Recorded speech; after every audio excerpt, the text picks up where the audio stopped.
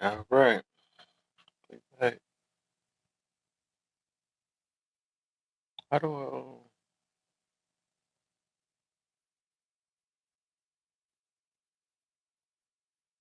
mm.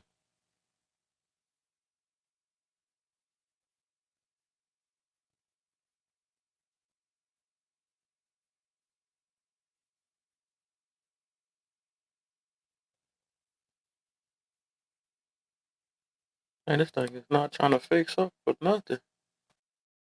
Oh, there you go. All right, there we go. This thing, I swear my views be looking weird.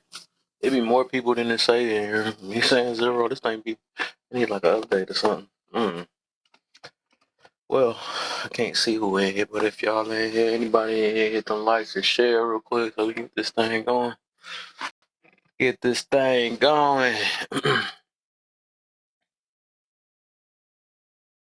Hmm? It's an interesting topic I thought about. See how this going. How this is, man. I was just thinking about some things for real. Thinking about some things for real.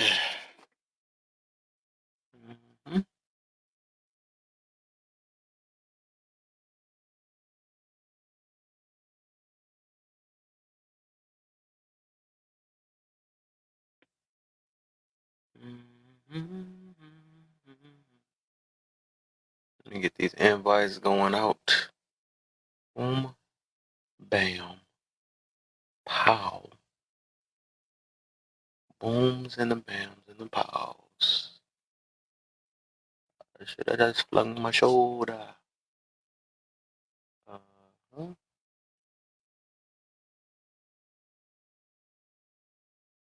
Who else I haven't invited yet? Who else I haven't invited? Invited.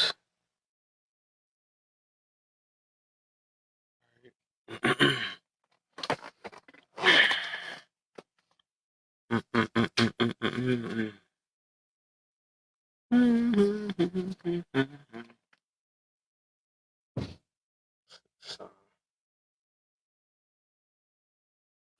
I get these lights going up, man. Get these lights going.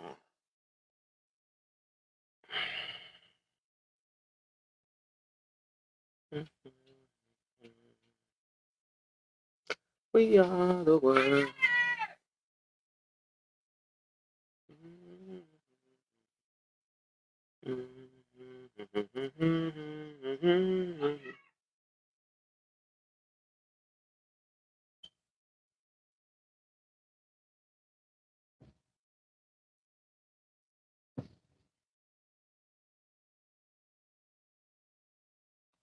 What the?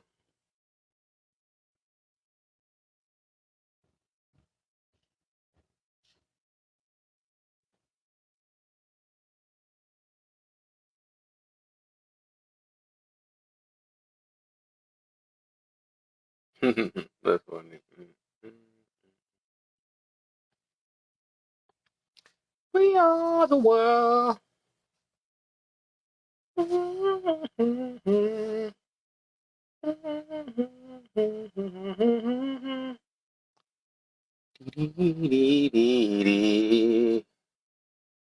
right, let me get this going. Let me do the first likes. Let me do the first one. My backup.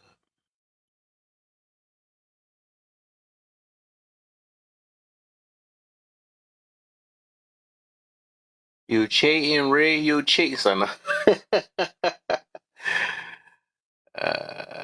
What's that dealio? That boy better have me buy one of them things too in a minute. I thought about it. I think they limit, like, they do like a limit break. I think they like each person individually can do 1,000.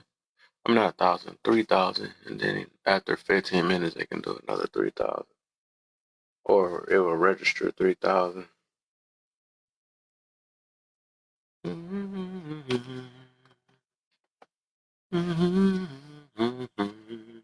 Oh,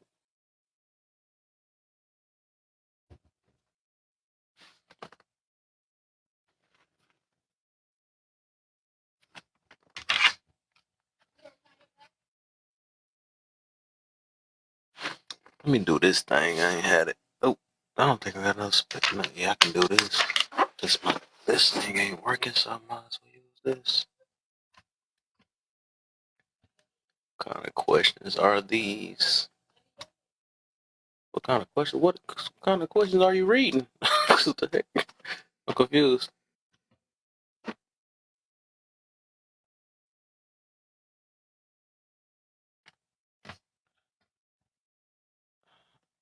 Make this thing up. This thing will not come out. This thing in there tight. That's what she said. Peace, fam. What's the deal, my brother? How you feeling?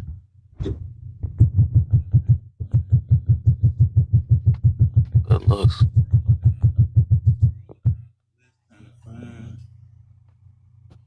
Your voice sound kind of low. Hold on, let me see something. Is it my stuff that's low? I have to turn my volume up. I ain't. No, it's mine. It's probably Bluetooth. What about now? I think y'all can hear you.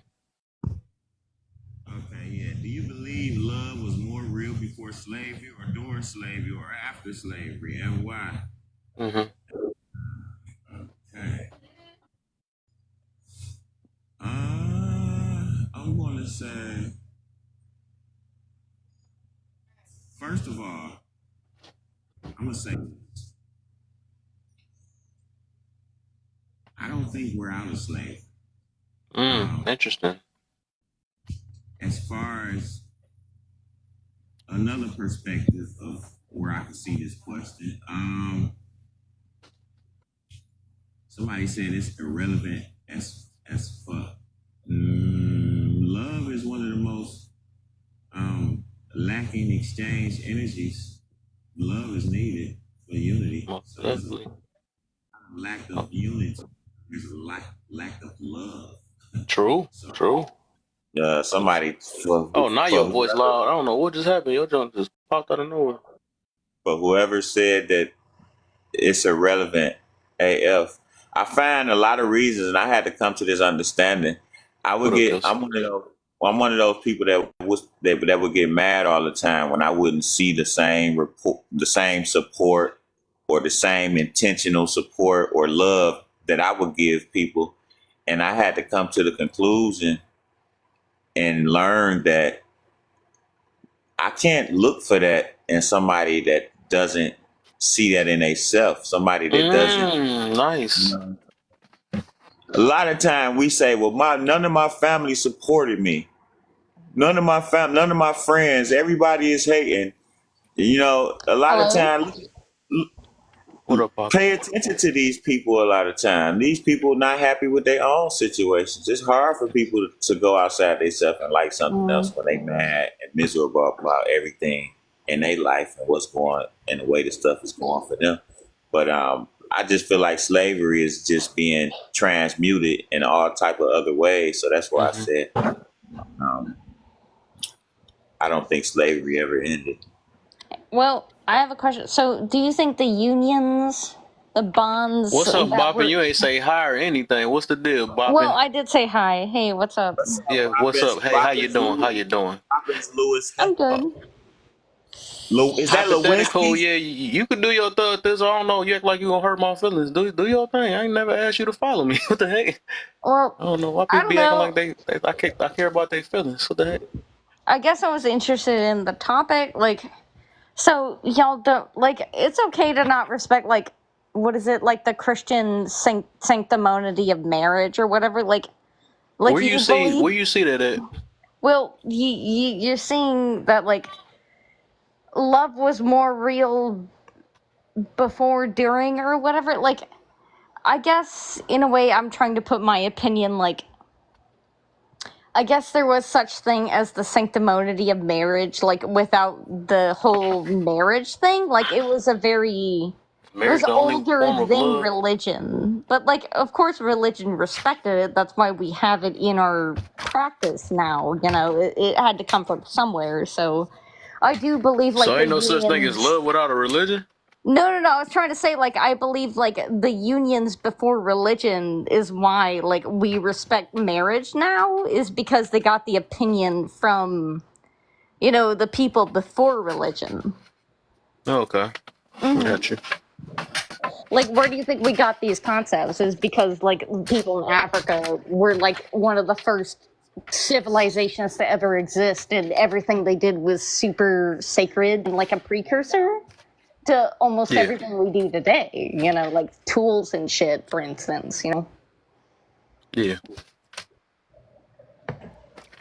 and same thing with marriage. I see another question. Was it more about family or business at that time?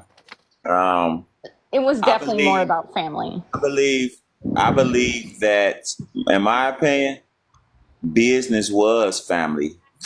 Currency was not. Currency was not of what we It value. wasn't It's I a not. like how you did priority. that. I Hold like on. that. Let me finish. Boppin, hey, hold up. Give me a second, real quick. Let him rock real quick. Matter of fact, just mute until he get done, cause I can't hear two people at one time. And then I'm gonna get to you when your turn comes, and I'm gonna get your perspective, cause I can't do that ad lib thing. Go ahead, So, Black. so in regards to the other questions on here, I feel like business was cultivated in a different type of way. Like, I feel like we were more unified when it came to, and we were more considerate and balanced out with how we exchange uh, goods and services for labor. So at that time, it was more. I feel like business was more implemented in a more natural flow. It's like Mm-hmm. now, um, it's like we do it. I feel like we use business as a somewhat of a spiritual weapon to taunt against each other at times. And at those times, I feel like business was represented in a whole nother mannerism. It was more pride taken in it for what had to be done at the household. Mm-hmm. No, I like how you did that though. You said business was marriage. I like that. That was nice. That was a good way to put that one. What's up, 10,000 a building? What's the deal? you What's already up, know. baby daddy? How you feeling? I'm good. You should see your children. They right here asleep. Want to see your kids? They laying side by side. You the child support check you shorted me $28. Not the 20. Oh, dang. Sure, I thought I was on time. That's crazy. You was on time, but you was $28 short. Oh, okay. That's what it was. I forgot that part. You know I need every dime that you supposed to give. You can't be shorting True. me on the money. True. What's up, Black Liberties? I see you down there, my brother. So how you been, Kev? Same old, man. You already know the deal. Same old, same old. Hey, I got a thought for you because it was something you said a while back. You said you really like doing what you're doing when you do these lives. So I had a question for you first. Do you have any kind of licensing doing this? You said a license? Yeah, like are you Mm-mm. well, Nah. have you thought about going to school or do you even think you need school? Nah, I don't think I need school. Not for real. Oh, okay. I Well, learned more out of school. No way, It's bro. crazy. I'm blown. My mind is blowing people that is in school outside talking to though, but school ain't Bro. gonna save Look, you. hey, host. Let me ask you a question now. What's the Would deal? you feel more comfortable flying in an airplane with somebody who went through pilot school or somebody who just learned on by himself? Out of school. Man, Out of listen, school. man. Hey, the person who's gonna do surgery on you to remove cancer, do you want him to be a doctor who went to school, and done thousands of surgery, or a person who just learned from himself on YouTube videos? Or school. No, look, there's Black a Liberty reason said you that need we to go to send me that school, and school $28, is Kev. not because we're going to learn something in school. We go to school because it gives us the credibility. I graduated from such and such school, and here's my transcripts. I graduated in the top X% of my class. See what I'm saying? Because if I tell you, oh yeah, I went to school, I went to college, and I graduated, but then you look me up and you see that I graduated last in my class, you're like, well, man, you barely just passed. You hear me? Interesting. Mm-hmm. That's So cool. school, it gives us the reputation. True. It'll give you Yeah, reputation in what you study. That's about it. I I like the think way he people. put that because I feel like that in that way that he put that in that aspect. I feel like that's where it comes to like when it comes to a lot of stuff. I don't feel like people are really like tuned in to get the message. I feel like it's about popularity because it could be somebody that don't have no followers, but as long as somebody got this trajectory, this image, this look, and they have like 200,000 followers, it's like that's what everybody gonna gravitate toward, popularity. True. But that Oh person no, with no, that's always how it's been. There's actually a story of back in the days in the black era. You know what I'm saying? The dark ages. You know what I'm saying? When people would just conquer a town and not just be their town, and then it get conquered by somebody else, right? There was a poor man who saved that whole town, and that town became known as Italy, what we know as now. But nobody remembers that poor man's name. Mm-hmm. Imagine that. What we know as Italy today was because of this one poor man that he just came with a high IQ play. You hear me? And Mm-hmm. he saved they little town. And we talking about, as far as some of the history goes, because look, this is the first generation of me right here in this country. You see, my parents came from a country called Cuba, and we were founded in the 1500s. You hear me? By the same thing you talking about colonizers, well, that's my ancestors. You know what I'm saying? The original colonizers, the conquistadores. Because after you remember the Mayans, after after we destroyed them, we had to do something else, right? Mm-hmm. So what we started doing is trading coffee, tobacco, and stuff they grew right here in the tropics over there with Africa for people. And those Africans were savages. They would just you get a town and just unalive the whole town. So instead of unaliving the whole town, they sold them to my people, and then my people sold them to the white tea people here who colonized the United States. Because there's different white tea people, the same way there's different black people. You know what I'm saying? Different races. yeah. Okay, so let me interject on that. Yeah, I like what you said. Fine. As far as there's so I'm gonna just say this, just like I said, just like I made in regards to like slavery. As far as like trading, like and slavery, like it's still going on. It's just in another form. Yeah, 100%. You know, 100. it never stopped. Everything is just No, always the transmuting name to just another way. changed, the style changed. It's still slavery. You're 100%. But let me ask you this: is there a country that you know that slavery never existed? Nah, slave like that's just the way of the world. Like All like right, all right. hold Let me on, ask you this question. hold on. Now, I listen. I okay, listen go to ahead. you so I can Go respond. ahead. When I'm on these conversations, let me say this. Go ahead. Go When ahead. I come to these lives, I intentionally mute my mic, listen to people, and I let them talk so that I can hear what they're saying so that I can respond accordingly. So let's not talk over each other because I'm giving you the same respect. I mute my mic, listen to you, and take it in. This all I'm saying. I'm gonna mute my mic. I don't feel like things ever like stop when we make reference to what happened back then. It's still going on. It's just happening in another way. So for an example, there was a time where it was recorded that more people were physically forced by whips and chains or just flat out people just being biased. Like, you know what I'm saying? Right there in person, live. But now that force of hand is not so necessary with all of the physical effects that they have to affect the spirit. They have physical things to spiritually affect people in place now. So they don't have to force their hand as much. So I don't think stuff ever stopped. I just think it goes into a different area and the light stop getting shed on it. And what they want you to focus on so that you can forget that things are still going They have just been transmuted to another process, another way of doing. You get distracted with all the Diddy stuff, all of the J's, how much, who won the NFL, the wars that's going on, the man versus woman conversation. Like, you get distracted with all this stuff, with all these other things, while they still keeping the program going. Mm-hmm.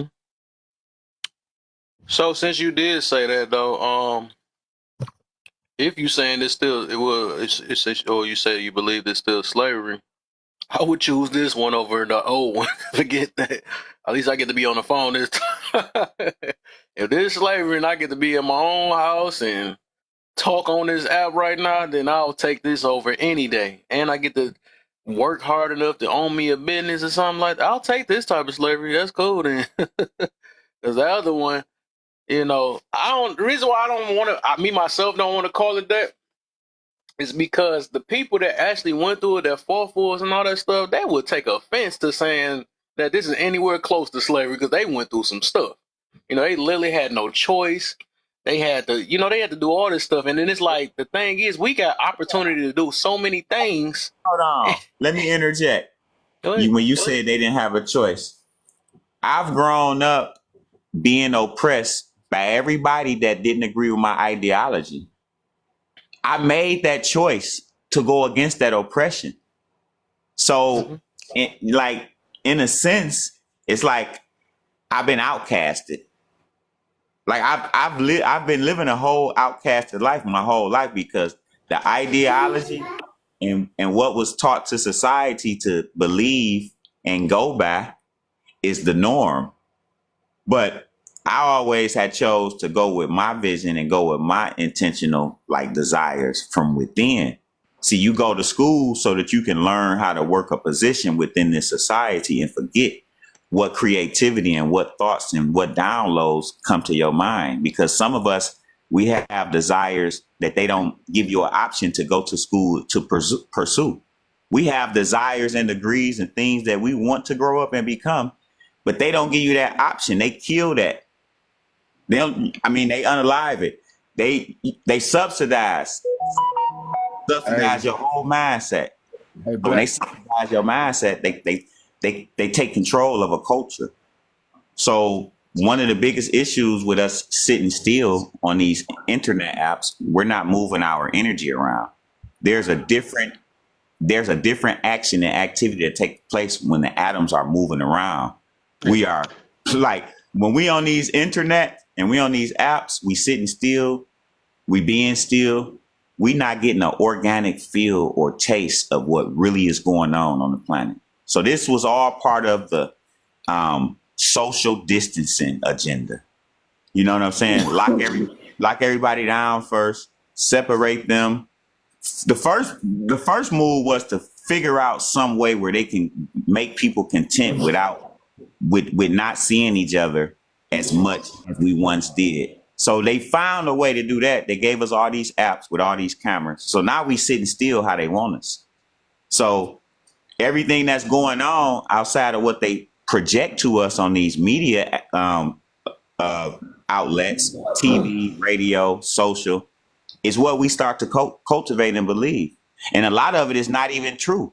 But you know what they say, when you believe something and you intentionally believe and you manifest it, it will appear. So it's like a whole playbook. They create these narratives, they make us believe it, and then they go create a whole scenery to make us, you feel me, feel like I knew this was going to happen. But a lot of stuff you manipulated to be taught to think out of fear. Interesting.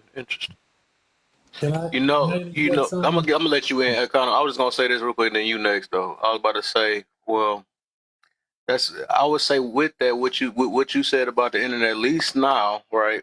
I think the big difference between then and now, we have choice.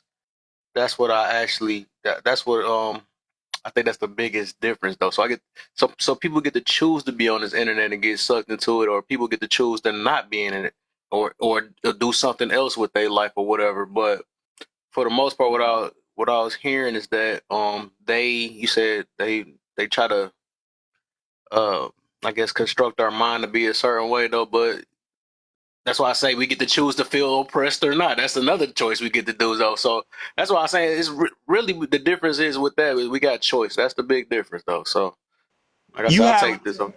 even like back then, people had a choice. Like you have a choice.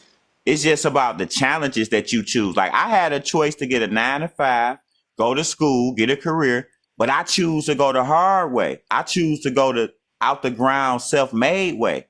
Like that's the choice that I chose. And guess what? It was a very difficult route, but I stayed 10 toes down and I stayed believing in that. But nobody enforced you, right? When they take your belief and they take your mind, it's over. Is your mind taken? You say what? Is your mind taken? No, I'm just saying like literally like when they take your mind and take your whole aspect of what your desires are from your standpoint and teach you how to do things their way, then it's easy to manipulate you further because a lot of time we be thinking like a lot of this stuff is a benefit. It is a benefit to a certain extent, but we're not connecting with the ley lines within the earth because we're sitting still. Go ahead, accountability. Thank you. Nat Turner had a choice too. So we didn't have to go along with what they said. There was a lot of slaves that jumped overboard because they refused. A lot of people because they refused to be slaves. So there was always a choice. You changed your name. I know your voice. Yeah. I was Moses. What was it? God. Moses. Yeah. God's powerful Moses. Yeah. But and that's the reality, And today, because I was listening to you, brother host, and you said exactly what I was going to say. We got a choice. People are on the internet. They're involved in systematic things that are used and designed to keep them as zombies. But people are choosing that. These people ain't making you do anything. We're choosing to do that now. And some people take pleasure in what the system offers. They don't like to take it upon themselves and go out and do what's necessary to really have the freedom that they want. They want somebody to give them something. Just like the reparations, I believe we should have got something, but the reality is a lot of people hold themselves back and don't go for it the way they should because they're still waiting on somebody to give them something. They're still waiting to get reparations, and that's sad that in your mind you think that somebody is supposed to give you something. No, them people didn't do all the wickedness that they did to turn around and then try to make it easy for you. There was monsters that did what they did, and they're the same monsters today. So you have to make a decision. And to your one point, like you said, today it's known as Benin, Nigeria, which was a predominantly Muslim nation. That's who sold us to the Portuguese. Okay, they sold us to the Portuguese. The Americans didn't get involved until the slave trade 50, 60, 70 years after it had already begun. Okay, so we were sold by Africans to these other people. That's what I was right. I said that. Yeah, that's what's up here too. That West Africans did, and everybody don't teach that though. It wasn't called Nigeria at the time, but that's what it says. Present day, Benin, Nigeria is where the first ship took off from, and like I said, sold to the Portuguese. That's the reality. And I always go back, I'm a spiritual man. So I always go back to it. We got in trouble when we turned our back on God. So he allowed us to fall into the hands of the people that wanted to destroy us. And that's why where we are right now. And there's some of us today in this country and all over the world that is reconnected with God. And we don't feel that oppression. We know there's still monsters out there that would like to do things to us, but we're untouchable when we're governed by God. Because we don't put ourselves in situations to where they have the power to be able to oppress us or do anything else to us because we're not dependent on them for nothing. We're not asking them for nothing. We're not dependent on them to do anything. We're going out there doing what we're supposed to do the way God said to do it. And God is the one that owns everything. So he's going to make sure we got bread. He's going to make sure that we're safe, and that's just what it is. But as long as you keep sitting back waiting on your sworn enemy to give you something or make it easy for you, then you in bad shape. you know, and that's where a lot of us are right now today. Like I said, still hollering reparations, reparations, give me. You know, I think I just read an article just the other day where they said black Americans generated over $3 trillion last year. 3 trillion. All right. And they say that just the black people in America is the eighth richest nation on the planet. If we were a nation, we would be the eighth richest nation on the planet. We made more money than Spain and a whole lot of other countries, but we give it right back to them. And then we want them to give us something back. So we're staying in that oppressive state by choice. Because we still want their acceptance. We still want to ride on their buses. We still want to use their bathrooms. We still want to eat at their restaurants. We still want to go to their schools because we don't believe that we are anything until we've been accepted by them. And that's a choice. And it's sad, but that's where we are as a people. You know, and then it said, was it more about family or business? No, it was about our spirit. It was about breaking our spirit. It was about making us act like the animals that they said we was. And that's what we do today.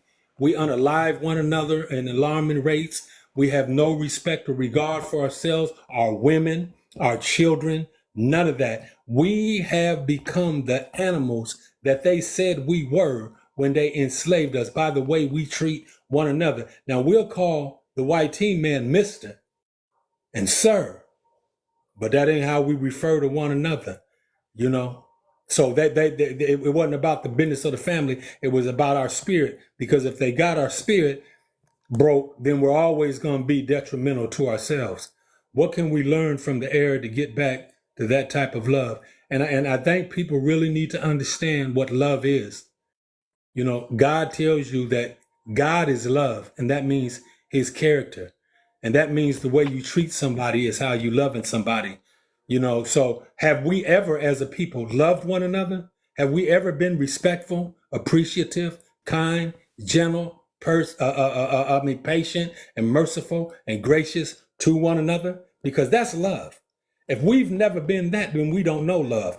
We have been taught their definition of love, which is your emotions and your feelings. Okay, but that's not love. Love is what you do. All right. So have we ever really loved each other is the question.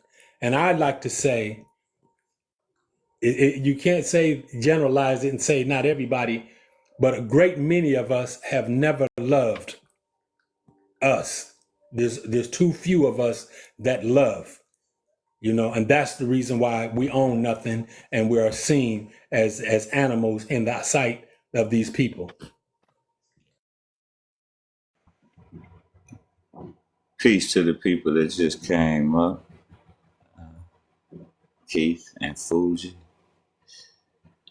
Hey, now you know you're gonna have to read those for me, man. I can't see that. I'm driving.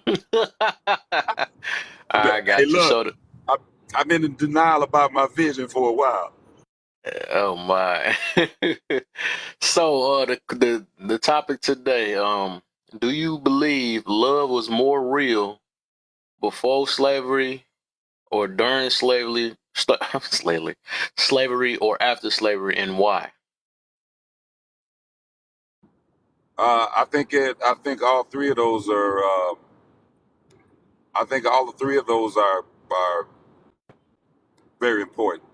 But I would say there was a point in time, and that's probably around the 60s, 70, when things started to change, because you have to remember they infiltrated and started separating us even more as a people. Mm-hmm. That's when the destruction of family at its finest started to happen. So the reason why we don't know love is because they destroyed our family structure, and all of that came within. And like he was talking about desegregation. Desegregation was the worst thing that happened to black people. That really took us even further away from each other. Because when you shop black and you brought black, you kept the money in the community, and you kept the love in the community.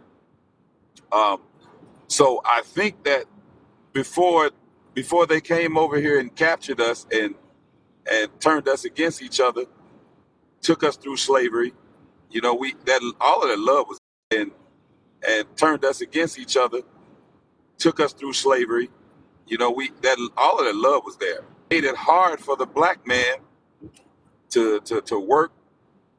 I mean, he couldn't even stand around. They lock him up, put him in jail, and then they kept perpetuating, dismantling our family, and that's what happened. That's why we have what we have today.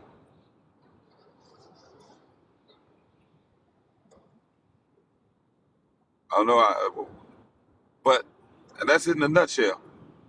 And I think today, Absolutely facts. huh? I know. I said absolutely facts. Everything you're saying is so factual. Because I think today, what we do now, and I don't care who like this, what I'm about to say, but we sell our bodies today, and we think it's love. You know, so we transform our bodies today, and we think it's love. We spend money on bodies today, and that's men and women, because men benefit from the bodies of women today, and we call it love. We get in a relationship, and this is a part that tripped me out about relationships. Soon as something go wrong, something could be small, people just up and leave.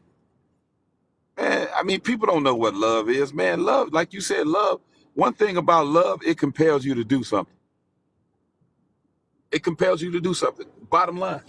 And so I know people don't know about love because love will make you look at yourself more than the other person. That's how I know people don't know about love. You can't keep pointing the finger at other people and saying that they are the problem. You don't think that you might be the problem? You think you got it all together. And that's the problem that we have today. Everybody got it all together. Everybody has all the answers. So the other person has to be wrong. And people thinking that they're loving. No, you can only love someone in the same capacity in which you love or you don't love yourself. That's it. How you love someone or how you don't love someone is a direct reflection of how you love yourself. You can't give somebody else something that you don't give yourself. So how you going to love somebody properly when you're not loving yourself properly? It's really just that simple. And I think people got it twisted because we're going outside of ourselves looking for somebody to give something that we're supposed to give to ourselves. I land right there. What else you got? I want to say something in regards to that love thing.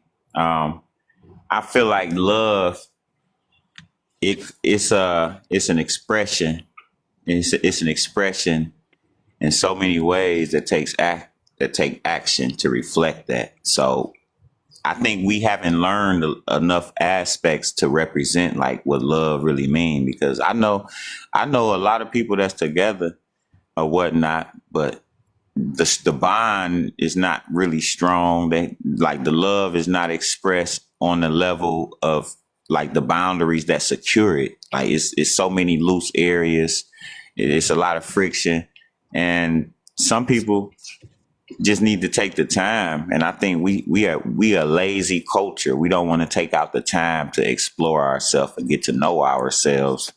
But you know, with that being the case, it just result in a lot of unsuccessful, broken households and homes, all because we're not taking the time to really get to know ourselves. And then when people recognize that there's something wrong, they'll stay there because of the sex is good or because of some other reason.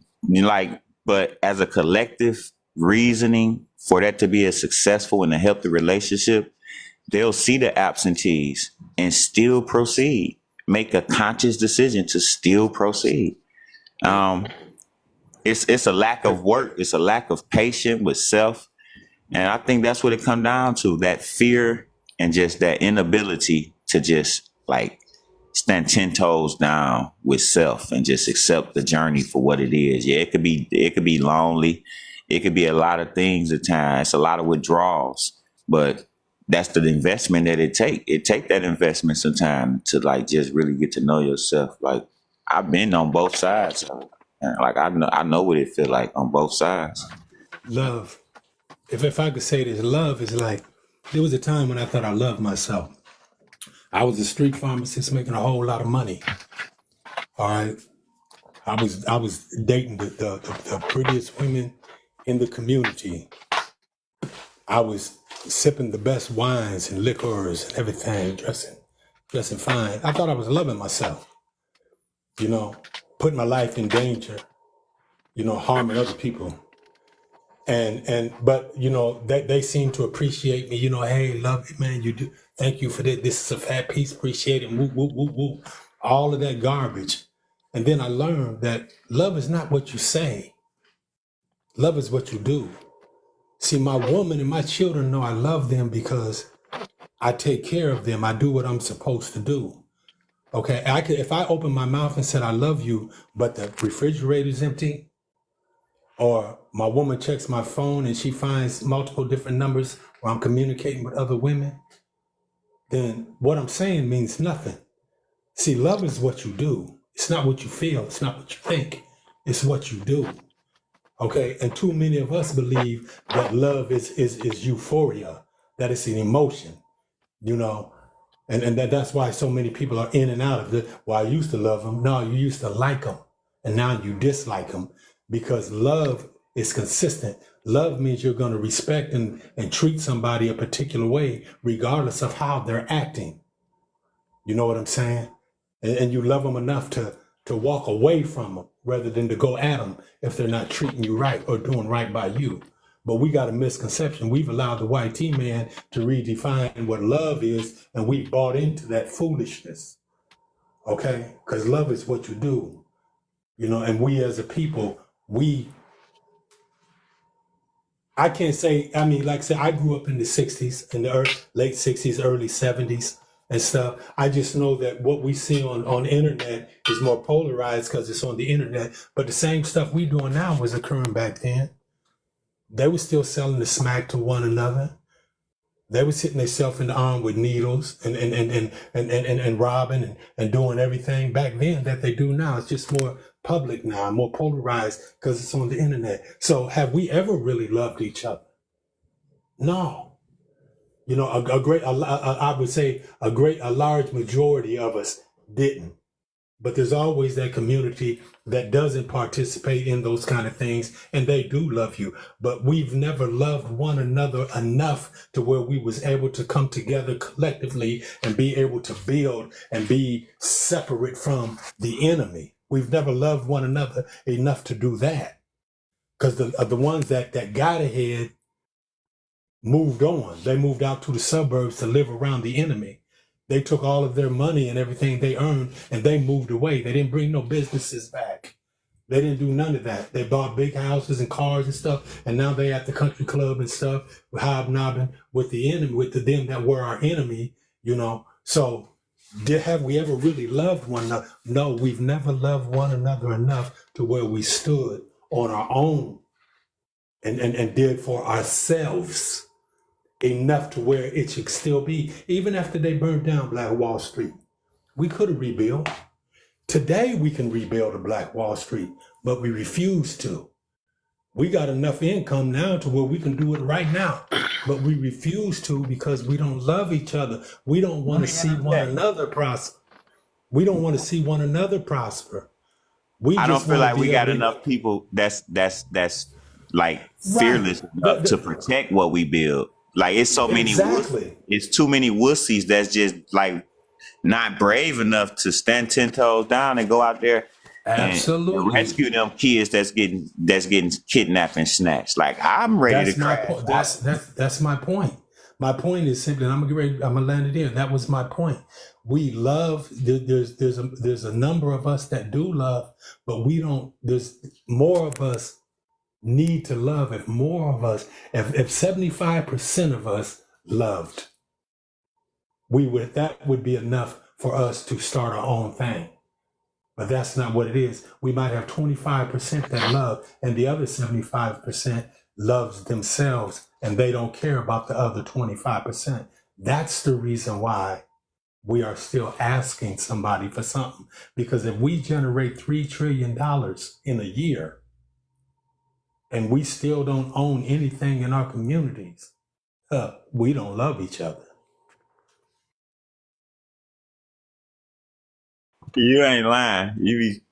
You be hitting it. I want to go back to something you had said earlier when you was, and you just said it again. You just made reference because like that's what I was saying earlier. Like, man, everything's still the same. They just got different ways to manipulate it and present it to us. Like, when I started really just looking at my elders, like my aunties and my granddaddy, and I'm looking at the struggle that his sisters is having and his brothers, and I'm looking at like, man, so my granddaddy was like he was one of the only siblings, him and his youngest sister, to overcome those challenges of like that era where they was using those needles and, you know, just going through those challenges. But like, yeah, when I think about it and I listen to the stories, like they was doing the same thing. Like the same thing was going on. Like we talking about in the 50s and the 40s and the 60s. So it's like, yeah, it's still the same. They just got a different way of presenting it or hiding it to make it look good.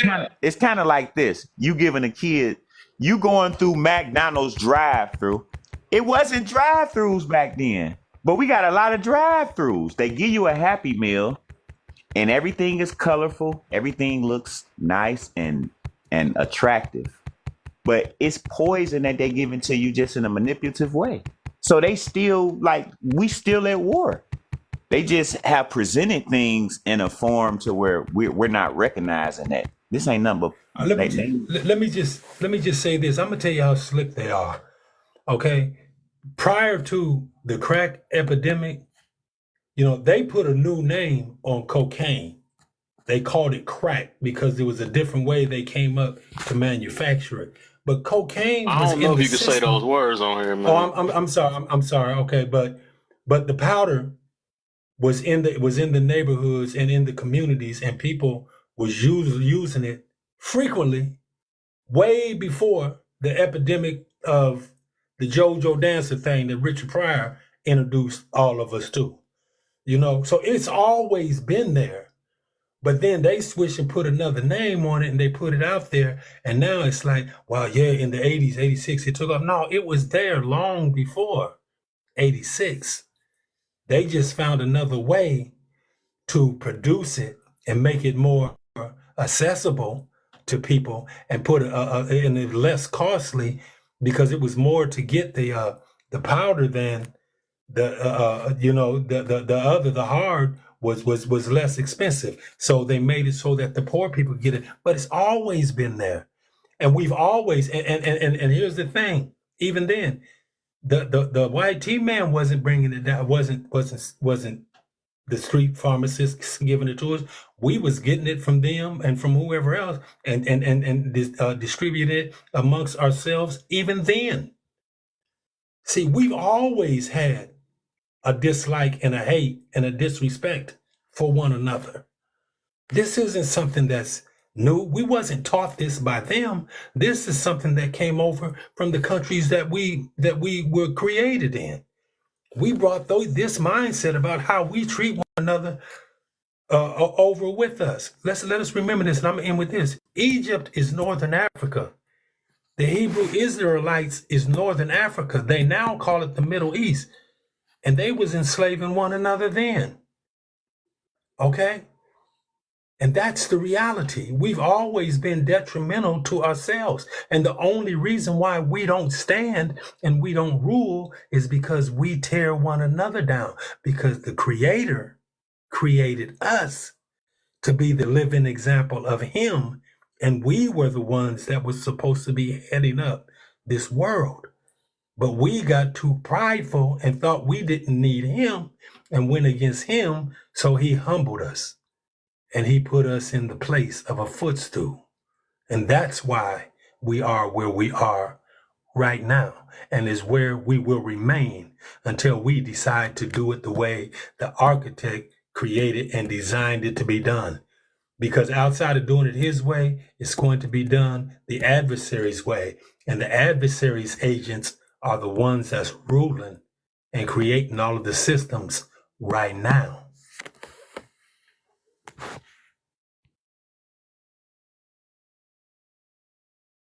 For sure. For sure. Man. Yeah, once I connected the dots, because at 3 years old, I became conscious, and that's when I smelt like something ain't right. Something ain't right. Like, it's just a lot of stuff that ain't right. You know what I mean? Like, I've been feeling that way since 3 years old, and I knew it was going to be a heck of a ride. And now I'm 40. So it's been everything that has been proven that was in my spirit then. Yeah. It happened early for me. I was probably 5 years old, and I remember going to my grandfather's house, and I seen the picture of the blue-eyed Jesus hanging on the wall, and I remember thinking that was kind of strange, because I was like, if he come from a continent that produces nothing but people that look like me, how is he blonde hair and blue-eyed? So I never subscribed to that. And the older I grew and I began to read, and just even in the Bible itself, it gives you the geography, the genealogy, and everything. It tells you who Jesus was, in physical form, what flesh form he took on, and the hue of his skin, But we allowed ourselves to believe what they said because we wanted to be with them. And we was created not to be with them, but to be separate from them and teach them how to be what we were supposed to be. But we didn't do that. We ended up trying to be like them, and it just didn't work, because it's not in our nature really as a people to be that incompassionate. We're more merciful and gracious than what they are, and so trying to be bad has never been good for us, because it's not in our nature to be that bad, because we're always God conscious. Even in the wrong that we do, we know that what we're doing is wrong. Some people right now today are doing what is wrong, and they really think it's all right. They think the wrong they're doing is all right.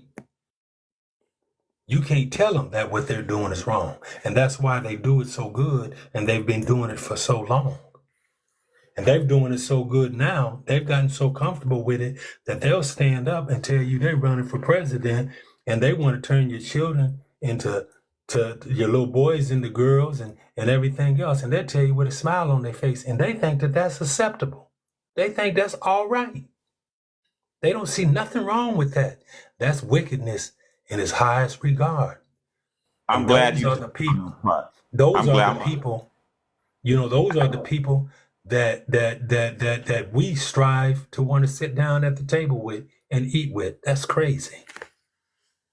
You just made me think about something when you touched on that part. Man, you brought so much. Dang. Yeah. And in regards to that, I'm gonna just add to that. Just like you said. Like, because I sit back and I just be reflecting on this. Like, man, am I in a video game by myself? Am I in the movie Saw? Am I in this by myself? Because I be like, okay, how are my people even consciously like going with this garbage, this nonsense? And when I saw Meg, when I caught a glimpse of that clip that was scrolling all over the internet with Meg Thee Stallion, I don't even know her name. I just know what it sounds like, Meg Thee Stallion or something like that. When I saw that clip, they on the stage bouncing booty and shaking booty, I'm like, this what they got to do to attract people to the park?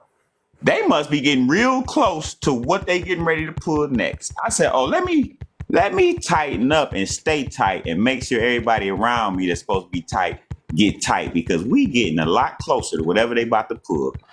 Yeah, real talk. And that just shows you what we've sunk to, where we used to be more conscious, at least 50% of us, for the most part, were more conscious about what was happening. And we're the ones that struggled and fought to keep it to where we're not all the way lost now. But now we're down to like about 25% of us is on the righteous side, and everybody else has gone to hell in a handbasket. They done switched all the way over to that foolery. They're in there. They're entrenched in there. They've been playing, and here's what it is, and I'm gonna leave it with it like this. It's the black church. The black church has been playing hypocrite and for so long that's what they are without a conscience now. That's why you have them embracing this woman that is telling them, I want to turn your little boys into girls and your little girls into boys. She got a commercial where she said, I'm trying to forward this agenda, the one that Obama started, the trans and LGBT, all of the whole agenda. And that's what they're doing. They used to be secretive about it, but now it's right out there. And then the majority of us, the churches, are in agreement with that. They're supporting her. That lets you know how crazy it is, because the word they claim they teaching and preaching is opposed to that, but they're for that. All right, and these are the people where he says, I'm going to turn you over to a reprobate mind. I'm going to let you be so sick with your sickness that you're not going to think that you're sick. You're going to think that you're doing the right thing when you're doing wrong. And it tells you in 2 Thessalonians chapter 2, if you ever read it, he said, I'm going to create strong delusions and allow you to be carried off and to believe the lie so that you can never come back. That's where we are now. I remember as a kid, Jet Magazine was as raunchy as we got. Remember them sisters in Jet Magazine, they wasn't showing a whole lot. They was in their bathing suits and they was just as cute. And we was cool with that. Now we got Sexy Red. We done went worse. I remember the little rock bands used to always have the little girls out there nasty and they be showing everything. And now we done went way past them. We're raunchier than they are. See, we become worse than the people that brought us in that was worse than us. We done outdid them with raunchiness. We lost, man. We in a bad way. We are. And that's the reason why we treat one another the way we treat one another. Because we have no regard for ourselves like they didn't. And they doing good. Their children you don't see their children making music like Sexy Red. Let me ask a question. I don't know if it was referred to you, Mr. Accountability, but Life or Unalive, Life or D said, are you pro-American or pro-African? I don't know who that was referring to. I think he was asking you that. I'm an African that lives in America. I'm a firm believer in you can take a rose seed and you can plant it in any soil. You can plant a rose seed in African soil, Asian soil, European soil, so wherever wherever you want to. But when it comes up out of the ground, it's still going to be a rose. Okay, my people originated from the continent of Akabulin, which is the real name of Africa. All right, that's where I'm created, and now I am here. Residing here, but I'm an African soul that is living in America, okay? But I subscribe to the governmental laws of this country, all of them that don't go against the things of God, because this is where I live, this is who I am. So that's what I must do. I must obey the laws of the land as long as they're not contrary to God. But everything that is contrary to God, I don't represent, I don't stand for. But more than anything, I'm a nation. Okay. I'm not, and this country that I live in is not my national origin of nationality. I'm from Akabulin. I don't know if I'm from Ghana or Nigeria or nothing, but I do know that my forefathers come from the continent of Africa or Akabulin. I know that for a fact, and a lot of people don't know this. But Shem, out of Ham, Shem, and Japheth, Shem populated Southern Europe. The original British people from England look like us. A lot of people see that's why you can't listen to that thing. King James' name was James Stewart. He was a brother that looked like us. The whole reason why they got the soldiers that stand outside of the castle with the big black hats on their head, those are mimicking, those are images they stole from the brothers that had the afros that held that post originally. And then they put the things on the women to make it look like they got big butts. That's because sisters was in that royal robe that had the big booties. Everything they got and they took from us. All right. King James was the king of Ireland and Scotland before he became the king of England. And then they put in the books that he was a Caucasian man that was in an incest relationship with his mama and all this kind of stuff. And that was to deter us from believing in him. They didn't want us to believe him. So they say if we portray him like same thing like they did with Jesus, if we portray Jesus as a Caucasian man, then the African man is not going to want to deal with him because he looks too much like his oppressor. So they did the same thing with James Stewart. But the original, and I got the documentation, the original King James had like 3 brothers, 6 foot tall. I got the whole makeup on them. These were brothers. These were brown, dark-skinned brown brothers. All right, we can't believe their history. It's all a lie. The reason why they're called Caucasians is because they come out of the Caucasus Mountains. They were the last educated. Everything they know, they stole from us, and then they changed it. Like Hercules was real, for real. Zeus was real. They weren't mythological people that was made up. These were kings. Real men and real women. And then they made them myths. All right? Because if we subscribe to these real people and we find out who they really are and we conduct ourselves with who they really are, then we get our power back. But they turned everything into looking like them, knowing that they're not going to want to serve or pay no attention to anything that's got Caucasian skin, because that is symbolic of the oppressor. That's why you got to research, you got to study, and you got to go outside of the Americas to study. Okay, you got to get books from England and Russia and different other places. All right, you can't get them from America because the American system was designed to make us as a people believe that we were supposed to be slaves. I'm going to Washington, D.C. in 2 weeks to the Black Museum so that I can take a look at the slave Bible that they took and changed and altered to try to make us believe that they're doing what they're supposed to do, and we're supposed to bow down to them and serve them and worship them. All of that, they propagated all of that propaganda, and we buy it.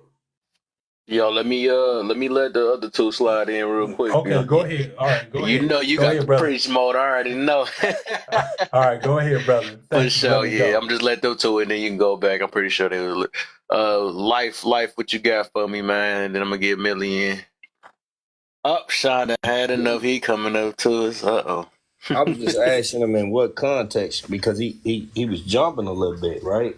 He started it off by talking about the Black experience as far as we know it in slavery, right? Are you defining like colonialism, apartheid, or are you specifically talking about United States chattel slavery? Because that's what the pretense of the background implies, right? So I was just asking what context was he making these bold claims. He was tying it into Africa and other names. And we have heroes of our own in America, right? Like Carter G. Woodson, right? We have heroes that have built this country, this land. So my history, I have no parts in Africa, right? All I can speak about is my forefathers that are here, that have been here. I don't know nothing about Africa. I'm really not that interested in it, honestly. My fight is right here and right now, right? That's what the conversation has to be. We can't keep jumping into these metaphysical hoops, right? And these whims of history, whisking away, staring at the sun, ending up like Nature Boy, Young Pharaoh, and all these other idiots. We got things we should be working on. I disagree, and I'm going to tell you why I disagree. The reason why I disagree is this, because If we start from where we are right now, then we find ourselves fighting who we think is the enemy and the only enemy. All right. And when in reality, there's another enemy. All right. There's other people, like it says on here, there's other people that should be paying us reparations if we're going to get reparations. And that starts before we get to America. It starts back to them that caught us for the Portuguese and the Americas and sold us to them. See, they wouldn't have had access to do what they've done to us if we had not been sold by our own people to them. Okay, so my whole thing is I can't just start a fight with them to just with solely and just only with them that have me But in then the you're under not pro-African impression. Just a because moment, just a minute, Africans sold us, just a moment. We can't be pro-African if African. Just listen. I can listen. Hold on. Treason Number is one, punishable by death. Can I speak? Can I speak? Okay, thank you. Number one, I'm not for or against no group of anybody. It's individual to me. You can be as black as me. Don't mean you my brother. Don't mean you my friend. So I'm not obligated to you because of the color of your skin. Believe that. I'm about what's right and what's wrong. And if black folk done wrong, they need to be held accountable. Period. Okay, I can be as African as anybody else and still not like what the Africans did to me because the Africans that sold me was not my family, was not my friends. The ones that are standing on the corner selling, doing the pharmaceutical thing and turning out the young women and everything else, them aren't no friends of mine. So I'm not obligated to be silent and just go after the one that took and brought all the stuff over here on the boat. He brought it over here on the boat and then he brought it down the hood, and the people from the hood, your homies, is the ones that decided to sell it to us. Okay? So everybody's included. All right? So I got to widen that out. I'm going after everybody. See, I can't fix the problem if I just start at the scab.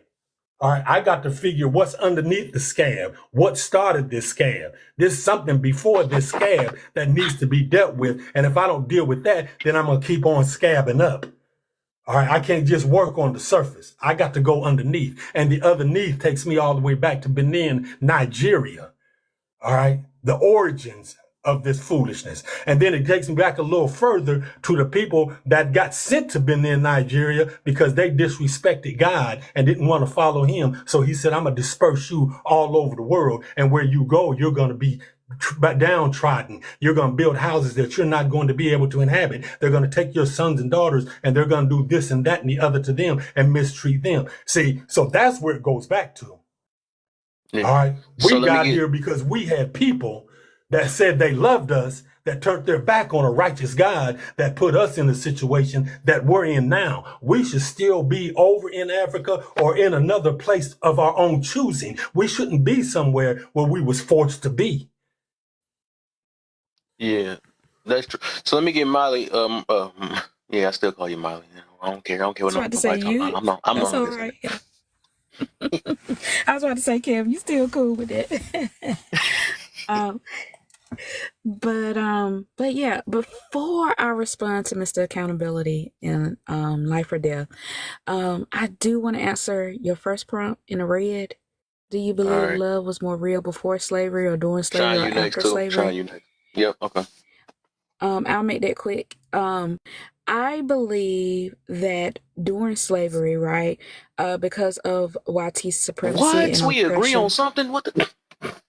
I didn't want to say that out loud though. Oops. No, I don't know. I don't know if we agree. Hold on. Let me finish my point. Let me finish. We were, because of all of that, right? We wasn't able to love to our fullest, right? You had YT men breaking down black men, right? So that they wasn't able to fully love and protect their women. They were like, they made them incapable of doing that during that time, right? The same thing with women. We couldn't protect our children. You know, it was just this whole breakdown of just a black man and a black family and the black woman, right? And our children. after slavery, right, I think there was a time period, right? You had Reconstruction, then you had Jim Crow come into play, and then you had the Civil Rights Movement. But you saw this love for each other in the community because we knew we could only depend on each other when we were still separated, right? And we had to depend on each other.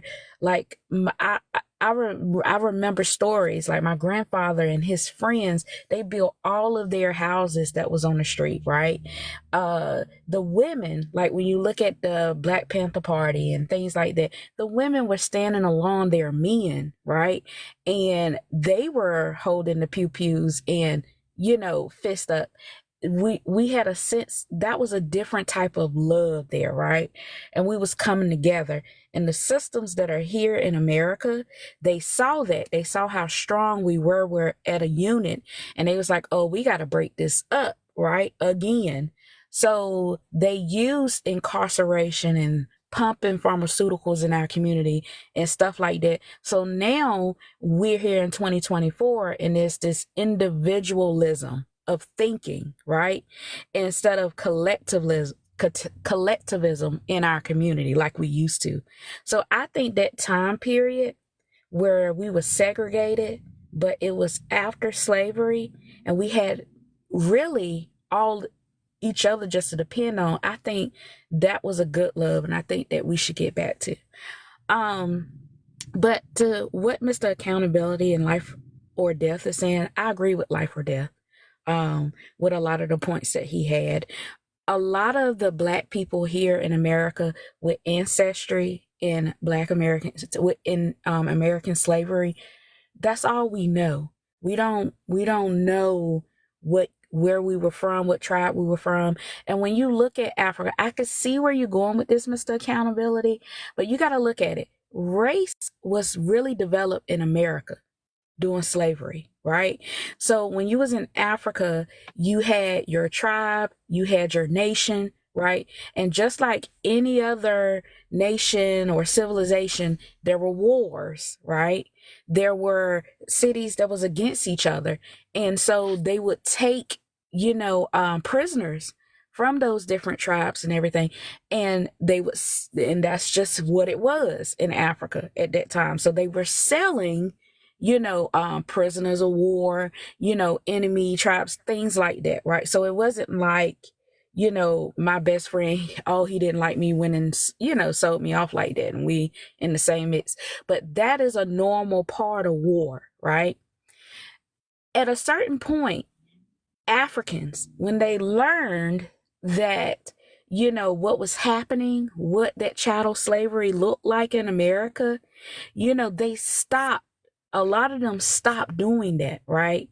And so you saw how across the world, right, they started putting it in place, making it illegal, right, for Africans, to be sold, right? And even in America, at a certain point, it became illegal, right? And in certain countries, Portugal, Spain, it became illegal to do that, right? And so that's why this big push was, especially here in America, you had YT men who were owners sleeping, right, with their women, whether it was for pleasure or whether it was for dominance, but also to reproduce. And those children became slaves, right? And so you have that dynamic there. But yeah, so when I look at it, right, now, as a Black woman here in America with slave ancestry, when we talk about reparations, right, my first beef is with America, right? I think there is some apologizing that needs to be done. I think that there is some correct history that should be taught in our schools, because I spend my time teaching my girls the correct history. When you get a textbook that says they don't call them slaves that came over in boats. These were workers that came over, like they volunteered to come over here, right? And so I do think that there are some things. Reparations to me is just not money. It's just not a financial thing. It's about, understanding that these systems have broken up Black households and homes. So putting mental health facilities in our communities, more funding into our schools and educations for our kids, right? When you talk about reparations, right? It's just not the money part of it. It's about equity, right? So giving Black people the equity to be able to build our communities, because I think so often sometimes Africans, because I hear Africans talk about us, right? And they don't take the time to understand what it is that our ancestors have went through in this country. And a lot of the things that they are voicing, well, it was easy for me when I came over here, of course, because now at this point in time, you have had my ancestors that fought for you to even be able to come over here and have that same right? So it has to be some level of education, not only as part of the reparation package I think that America should give, but Africans, you need to understand, especially talking to Black Americans, right? You need to, instead of making judgments, you need to educate yourselves on why the things are happening in our communities as they are. And I land there, Kel. All If I right. could respond. Hold on real quick, because I got to get him in. I got to get Sean in, then it's going to be open panel, because I know a lot of people got something to say on that. But I would say two things I want to say. I learned a lot on this thing. I ain't going to lie. There's so much stuff that blew my mind from doing some research before I even got on this live today. I didn't know that. So one of them is I got this on this thing, though, which I figured, right? Yeah, that's why we going to get to that first prompt, though. So basically, it was slaves. It's like did they ever teach that part? There was slaves that sold. I mean, there was Africans that sold us, right? And I heard you mention it earlier, though, but I just don't hear many people say that, though. They act like it was the YT people, but or they just only mention the capture part, but they don't mention the Africans that we were slaves to, right? We were slaves to them first before we went to Africa. I mean, before we went to America, my bad. They never mentioned that part. They act like we was cherry and living all this stuff, and then we just got captured out of nowhere or something like that. So another thing I learned too, right? There's so many things I learned. I didn't know. I looked up because I was talking to somebody about this, and I was like, I thought, they say Jews and all that stuff, right? So I'm gonna have some questions about the Israelites and stuff for that one, though, because I didn't realize also Israel. I thought that was in Africa. I guess I wasn't paying attention to that. I thought that was in Africa, but that's in Asia. I didn't know that Asia Israel was in Asia. So people that call themselves Israelites, it's not from Africa. They're from Asia. I didn't know that. I didn't know Jews was white. I didn't know that either. But they say that. But they say today, because I know they got the group. That's why I was confused, though. But I guess it's gonna be a deep conversation. It seems like they just changed so much up. Maybe that's the part they mean about they were saying like what the Bible was being whitewashed. It seemed like that maybe either the YT people lied or because they never had colors in the Bible. They never really said it though. Also, they say Israelites was mixed with white and black. And every time I hear people say, well, was your father black or something like that? They could be either, according to what was. So it's a lot of stuff that I just learned, and it's too much. I'm trying to get y'all one day, but there's just so much I just learned yesterday. Earlier before I got on this, I was like, what the heck? So all this stuff I'm hearing online, I'm like, what the heck? It's not what it's not what everybody keeps saying out their mouth. Another thing is, that thing we keep arguing about, gender roles, right? I didn't realize that I thought that was God that told men to leave, right? Told men to lead, right? And tell women. And then I looked at it was Paul. So the whole time I'm thinking that was God that was giving these instructions. Not trying to. I'm not trying to take the credit that it's not necessary, right? But I do believe that things be said. Like if God was gonna come out with his mouth, I take it differently. But when it's somebody else saying, I feel like it's just to an order to a certain certain group of people. That's how I look at it, though. So this thing that everybody keep pushing that, you know, gender roles and all that. I'm not saying that it's not necessary. I think it's necessary. It's very necessary, but it's not. I guess I look at it differently now because I thought that it came out of God's mouth. You know what I'm saying? That's what I thought. I didn't know that was Paul that was pushing that out. So that's, yeah, I'm always, yeah, because I don't know, like I said, that's the open-minded part about me, though. I gotta look, because I'm not, once I got blew away a couple of times about certain things, I'm like, I gotta dig deep on everything. I don't care. But yeah, let me get shiny. It's just a few things I wanted to throw y'all in there and let y'all know, because I'm like, it's like we don't teach, some of these things just don't get taught, and everybody keep talking about, well, they did this bold and did it. We did our sales bold first. That's what it sounds like, and we don't mention that part. But that's why we're going to get to that first prompt, though. We're going to get to it. But go ahead, Sean. But thank you. I wanted to respond. It's a couple things that I heard, right? Okay, I would say that the only color that is mentioned is black all through that Bible, all through it. That's the color that is mentioned the most. So when I hear black people say that is a YT man book, I know right away they haven't even read it for themselves, because black is all through what was it? In Solomon, it say my skin is black and comely. That means black and beautiful. So to me, I don't know what the hell black people be talking about when they say that's a YT man book. It's like, I would say it's a YT man book, but I would say, because what I just learned is mixed. It's mixed. It's not just black. That's what I looked at. They said Israelites were mixed. When I looked up what was Israelites, they said they was black and white. It's mixed. No, the Jews first. The Jews, they say it was just white though, but I think they was mixed too. No, there was like 3 tribes. Go ahead, brother. Go ahead, Sean. Yeah. Hold on. Let me go for a second. You have to understand that when people are reading that there's a such thing. It's just like you have a biological child and you have an adopted child, right? So you have in the Bible, it talks about the natural branch. What is the natural branch? It's the people that he chose, which is the Israelites. And then you have the so-called Gentiles. That's the one that is grafted in. So there is a such thing as a real, true, like the biological Jew.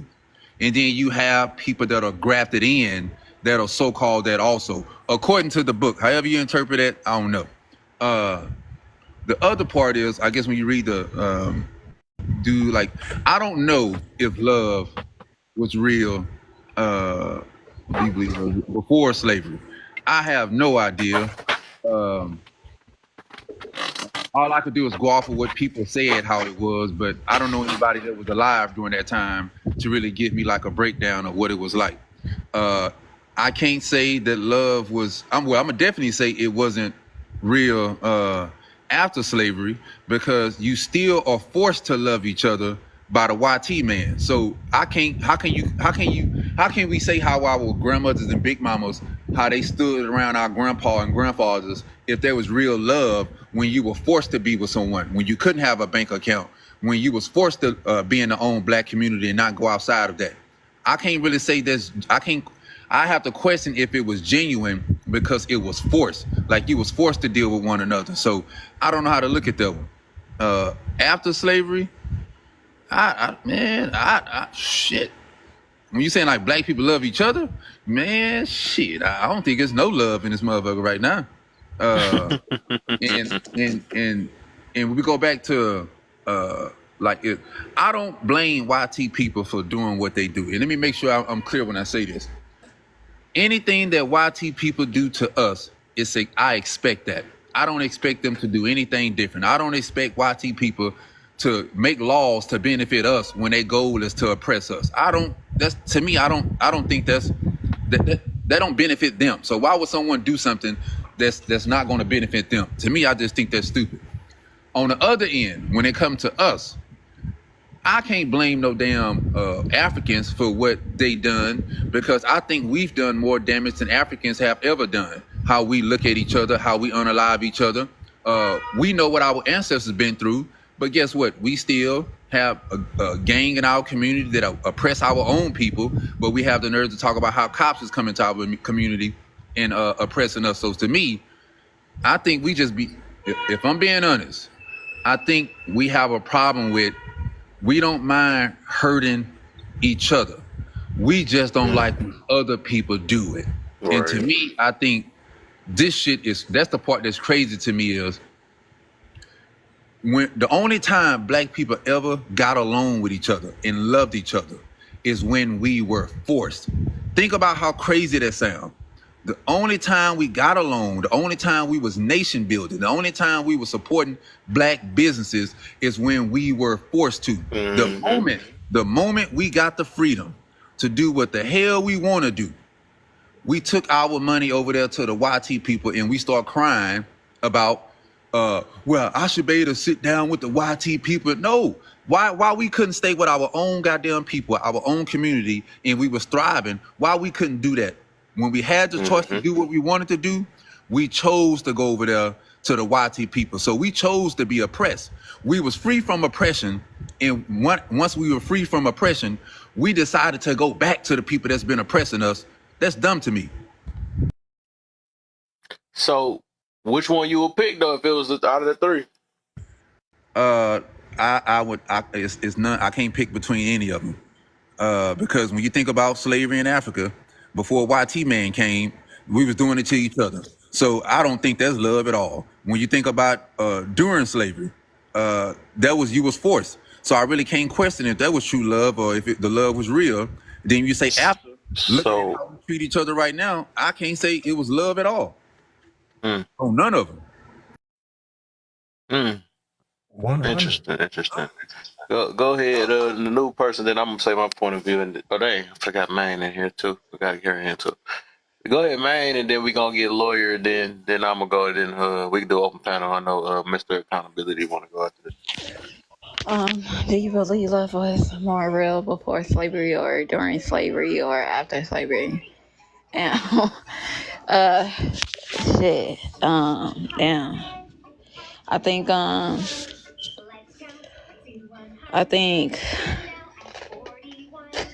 there was love in all of them, depending on the person who was giving it. I think because love is love. That's what I look at. So was it more real? I believe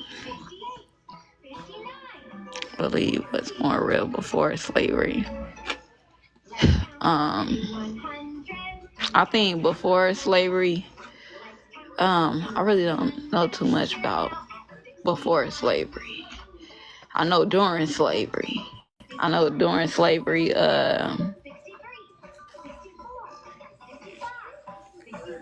I'll say the women, when they picked their men, I believe that they did have real love, because at the end of the day, they were fighting when it came to each other, and it was. Wait, when did you say which one? During slavery. And I say that because the men, they showed they love by putting their life on the line. You get what I'm saying? You believe that's the realest one? Like I said, I think all three of them. Stick your chest out. Which one? I literally said when it comes to all three, I think love was in all three. Is in all three. Because but if you had one choice. But during slavery, like knowing that somebody is in charge of taking you from this earth or not, you get what I'm saying? Like during, because that's a brutal thing. Like, so. Hey, bad. Mute up, my brother. What the heck? This ain't one of them lives. Get away that turn. Go ahead. I just think oh shit. Okay, I'm sorry. My bad. I'm over here dealing with my nephew. I'm over here messing up his stuff. But I was about to say during slavery, I just think that it was more of a, when you marry somebody or fell in love, it wasn't no going off your clothing, none of that shit. It was like for instance, when I watched Nat Turner, when he picked his wife was getting treated like a wench, right? She was up for sale. And basically he told his master, could he get like basically choose her or whatever. She was I ain't gonna lie, she was a strong woman going through a lot. But I think he's seen himself. Okay. I'm about to get you. Chill out. But I think the only real reason why I say that is because I seen, even though the black woman was going through a lot, she still allowed the black man to love her. Even after, people wasn't being the best of people during that time. I think the black man still was finding genuineness when it came to the woman around that time. It wasn't no materialistic things. It wasn't nothing like he ain't have to spit no game. All it was really was her accepting him how he came, and they understood that he was willing to risk his life to protect her and the ones around him, regardless of the circumstances that someone is putting them in, if that makes sense. Okay. I'm trying to see who came up for. Oh, might be video. Video, then you bad. Then you after that. Then go ahead, video. Then you next up bad. Do I believe love was more real during, after, or before? I would say after, only for the fact that if you survive what was meant to unalive black love, then it's real. Because in the era when it's popular to date outside your race and this, that, and the third, if you survive all of that, then it's real. So I would say after. Okay. All right. What you got, bad? That's ridiculous. If I say anything inappropriate, I don't mean it. No, what are you talking about? When there was slaves, they loved each other more than, and that's all they had. I can't even believe there was the purest, the honest love in the history of the world, before and during. After these, this is where I might say something a little rude, but I don't mean to. These broads out here don't give a shit now about nothing. They're more worried about their bills getting paid or their nails. The purest love in the world was back then. Thank you. I totally agree. Oh, I could go on, believe me, but feminism didn't exist. There was no feminism. Yeah. That's funny. Y'all about to get to. So let me say it for any. Dang, there's some more people coming there. Go ahead, Jay. I'm gonna get you in, and then It's fine. I wanted to listen to be calm. I was reading your title, and it's like, do you believe love was more real before slavery, or during slavery, or after slavery, and why? And I read that, and I was like, it's for one, it's 2024. For one, people have been around 10,000 years. What are you asking here at that point, right? Like, what are you even saying at that point? And then you said, do you know it was West African slave traders, black, that sold us to America? Who should we be more mad at? The ones who bought us, or the ones that stole us, or the ones that sold us? Why? Was it more about family or business at that time? What can we learn from the era to get back to that type of love? So, in my opinion, back in those days, back in the days of 1900s, 1800s, even 1800s, it started changing in 1800s. But everything before then was about how many children you could have to field the crops to make money off of. I mean, that was part of society, from Asia to Indians. That was everything. You need to labor. So, with that being said, it wasn't love then, right? It's it was all about business. Yes, of course it was love. How is something love when you are forced to? Like, explain to me. I'm gonna get my answer too, then, because you said it a few times. So actually, That is my answer. All right, since y'all hovering around it though. So I don't believe in no force thing either. I don't believe in force. That's just basically like saying taking accountability when people be saying I'm forced to do that and all that stuff. I don't believe in that. I would say, and I'm gonna break it down why I believe it was during, right? I would say during, right? Because like I said, we done, the before ain't no telling. They made it sound happy. Then also they saying that we don't know what happened really for real on that part though. I don't think the love was back free. I think the only reason why I put it this way, right? I believe it's during it. I think it's the time when we actually needed each other, right? So I look at it even today, right? The times that we actually needed each other, it wasn't in what's the other word? I can't think of the other word. When we need each other, because now it's a want thing. I know it ain't after. I want you. I don't know if I got to. When we like in survival, when we was back in survival mode, you know, you can call that force too. But I believe when we was in survival mode, which is life probably started off that way. We actually work with one another. We actually needed one another. Most of the time we cooperated or whatever. And now it wasn't always pure because some people they was greedy. Some people did that or whatever. But I don't think. Any moment, and that's what I'm just getting to with this topic, any moment where we actually needed one another, I believe the love was more real. But I think when we start getting to our desires and all this other stuff, it's just start dying up. Well, I want this and I need that. I mean, I'm not want to need that. I want this, I want that or whatever, and being picky with it and all that stuff. When you ain't picky and all that stuff and you realize y'all need one another when we was back at that time, I think it can't get no realer than that. And it's a point reason why I got this topic like that. But yeah, on my end, I would, like I said, I wouldn't call it, me myself, I wouldn't call it force. I just look at it. These are the times that's the best time with y'all. Had, not saying the best, I can't word it like that, but I'm just saying out of that, it's not really about the slavery thing. It's more about, each of these really ain't about the slavery for real. Y'all gonna see what I'm gonna get to about this, but it's more about, I believe when we actually need each other, is that when things can be real. That's how I look at it. But it goes back. It goes back deeper. I'm sorry. Go ahead. Sorry. No. What's the percentage of the white men that own the slaves? I'd say 35. It was concentrated in Virginia, right? And that's where Virginia in the South, and it was a small percentage. I know what you're getting at, but it was a small percentage. But I know what you're getting at. I understand what you're getting at. And the first stock on the stock exchange was a slave, and that was in New York, by the way. So we can't do that. That argument can't work. It's not going to work. It could work with me because here's what it is. Here's what it is.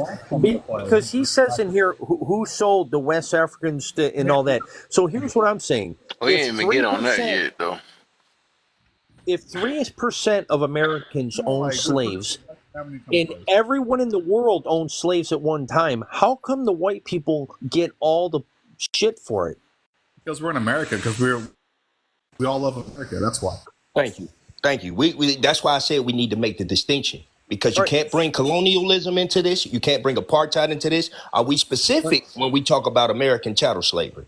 Because that's a whole different ballpark. Right. So if there's 3% of Americans that owned, and there was only the richest of the rich that owned them, 99% of us didn't own them, didn't know anything. We're poor right next to you. But how do we get all the shit for it? Not true. Women could own slaves too. You knew that, right? You benefit from the system that was built from slaves. You know what I mean? You benefit from a system that was built off the back of slaves. That's why you're blamed. Can I talk? Black men owned slaves too. Genuinely, they bought their families. They bought their families into freedom. Any smart person would do that. Yeah, but they bought but nothing. Sir, yeah, but nothing. We're talking about the ramifications of it, sir, right? The United States government. This ain't a yapping. white person. We know you can talk, sir. Can you listen? Black people bought black people to work in the fields as slaves. So you could babble all you want about they bought their sister and mom and stuff, but they bought people. Black people buying slaves. They're not documented, though, sir. It's documented. It's documented because the gentleman and the host says West Americans bought. So I'm just saying that. We were all, most white people, 99% of the white people you see were sitting right next to you. No, we didn't own them, didn't know anything about them, and we'd help you if we could. But it seems like 3%. That's a lie. Oh Jesus! Hold on. Let No me say. white Hold on. person Wait. Hold ever on. helped you, sir? Hey, No white where person ever helped you? The badass. Where you from? Sean, if you don't, what about us? If you don't, Yeah. Let me go right quick. I think the problem. I don't disagree with what he's saying for the most part, right? And if I sit back and just, if we look at it, way before we ever encountered YT people, it was slavery amongst each other. So I think we only focusing on the slavery amongst the YT man, and we not focus on the slavery amongst each other. And that is the problem that we have. I think that's the not taking accountability, that instead of looking within and be like, okay, why do we have that distinction between each other? And it still go on through this day in our own communities. We still looking at what they did was wrong, yes, but black people done it was Africans selling other tribes and stuff in Africa way before the YT man ever came. Wait, hold on, wait. So this is what I'm saying. So when we done it to each other, it wasn't called racism. But when a YT person does it, it's called racism. And you see it in today's time also. And I feel like it all ties back. It's not racism. You're doing it to your own race, bro. Can you please let him finish? Can I finish? You can say, forget racism. I use the wrong word. Love, hate, whatever you want to call it. Hate, all racism is just, it all falls under the umbrella of just goddamn hate. That's how I look at it. So if you have, and we have that problem in our own, we have that problem today also, right? That as if we unalive each other, and if you go back to us having each other in slaves way before the YT man ever came, it's okay, right? We look at it as it's okay. But the moment a YT person coming by us and put us in the same slavery that our ancestors, that our people had us in, then it becomes a problem. So I don't understand this. Like I told you, I expect YT people to do what they did because they looking out for their own. How come we can't do that for ourselves? Because you too loyal to the white man. Thank you. How am I loyal to the white man when I'm telling you, fuck what the YT people done. Let's talk about us. If you keep, hold on, let me say this, Vio. If you keep looking, if you keep looking on the outside of your community to change your community, that shit is dumb.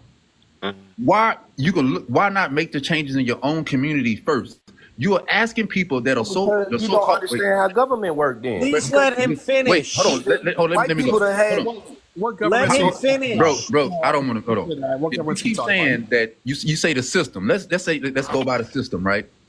Before you ever get a hold of the system, let's talk about in our own communities. Before you ever get a hold of, goddamn, you going to the school and get indoctrinated, they teaching you about slavery before you ever been pulled over by the police, and before you ever get in a chance to get into the YT man system, think about the oppression that you face in your own community that your own people is doing to you by the way of pew pew violence, by the way of gang violence, by the way of, like, we have this hatred towards each other with, you got colorism.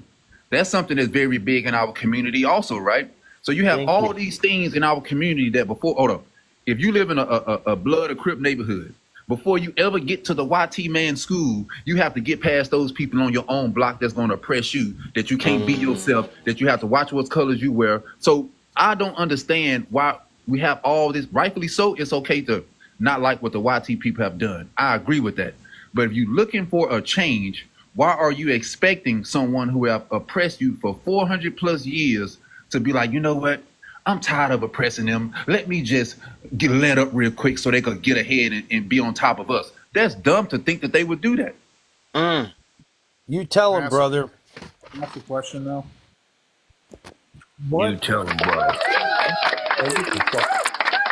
I got a question, if Thank okay, you. please. If I said that, I'd be racist. Thank you, sir. yeah. You don't say it. We say it only so. You'd be honest if you said that. That's what we want. We want the honesty. We don't want you to tiptoe around it. There's no need for that. Here's a loaded question. There you go. Life, stick your chest out. That's basically what you're saying, There's right? no need to tiptoe around it. A loaded question on that. This only to bring, really in here, we just trying to bring some understanding, man. It ain't about getting your feelings all in and all that other stuff, but we just having fun. And I actually agree with everything Sean said on that one. So when I brought up 13% of the population, who said that was not right? I think somebody said 2%, right? Our recent numbers have been estimated at 50 million. Did you check the new U.S. Census? So I got a question. Here's for what I y'all. mean. The 13% of the population cause 50% of the crime. But excuse me, but that's a little bit misleading. 13% of the population. 13% of the population. They mean black people. Well, women are half that. So let's cut that in half. So it's 7%.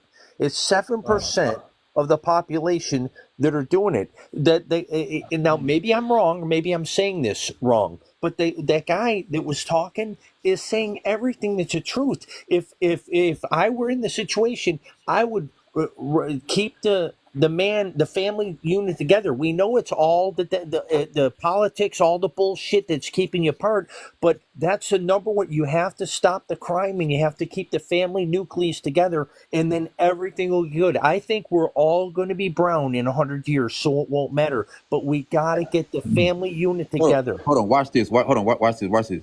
And I'm gonna ask this amongst each other, right? And watch how you'll have this oppression amongst each other way before you experience from a YT person. What do if a black person is a conservative or Republican, what do we call them? Whitewashed. I'm asking all the black people that's on here. What black people, not white people. What do we consider black people that are Republicans or conservative without us knowing their background, without knowing what they do for their community? What do we call those people? Whitewashed. House Negroes, COONS. There you, somebody's saying it. So what is it? So why are we looking at? So that's the problem that we have amongst our own community that need to be fixed before you go outside of that. I'm a black conservative, so I can't agree with that. Right? I keep telling you, though, there is a movement. There is a new renaissance upon you, whether you want to acknowledge it or not. Right? And we are a tight knit group. Well, how come? Okay, our plan is to take over the Republican Party in the next 10 years. Hold on real quick, man. You heard Life in the middle of talking. You just gonna cut in. That's crazy. Yeah. It's cool. That's because in the next 10 years, we will take over the Republican Party. There's no movement going on. You must don't hear me or something, bro. All right, I'll let you go ahead. Life. They don't let people talk, man. Like I've been asking for like 10 minutes. I got you next to right after Life go. I got you because he was talking at the same time as you. Like, let him go. Let that other brother go. I can remember my points quite well. Let the other brother go. Go ahead, Jay. So, where has the African American, as you want to call it, or the African, where have you been more successful, made the most money in the history of your world? Where have you made the most money? When you say where you mean under success, maybe I'm wording it wrong, right? Where have you had the most? At what point in the centuries of your people, where did you have the most success? Under Republicans. Oh yeah, dude, under fucking America. Sorry, under America. Sorry, I didn't cuss. My bad, TikTok gods. Gonna look on me. But yeah, dude, like that's what's crazy to me. It's like the only even me, like even white people, like I'm so like. Police brutality, come on, dude. Like, there is so much opportunity, and we're not saying nobody's saying it's perfect. Nobody's saying it's perfect, right? But like, you're mad because they traded 300,000 black people from Africa to America for pots and pans. Let's be honest. And then you're mad because those people came over and got rights for themselves. And then you're mad that you had the freedom of speech to sit on this platform and talk. Do you think humanity is perfect? Humanity's been around for probably, they say 40,000 years, probably 100,000 years. Can I ask you a question? Cannibalize their own people just to be where we are today. Can I ask you a question? Yes, sir. Yeah. Do you think that the United States government should have any involvement in paying the Jews? Heck no. Okay. Now let me ask you another question. Do you think that immigrants are receiving financial aid or financial stability in America right now at this very moment? Yes. I said that specifically. Monies, right? Monies, right? You agree, right? Yes. Okay. So my point is this: if the government picks winners and losers, right, and I can go through all 10 examples of where they've helped out white people, right? They've given them handouts because this reparation topic always gets people sidetracked. What we're saying is the government is responsible.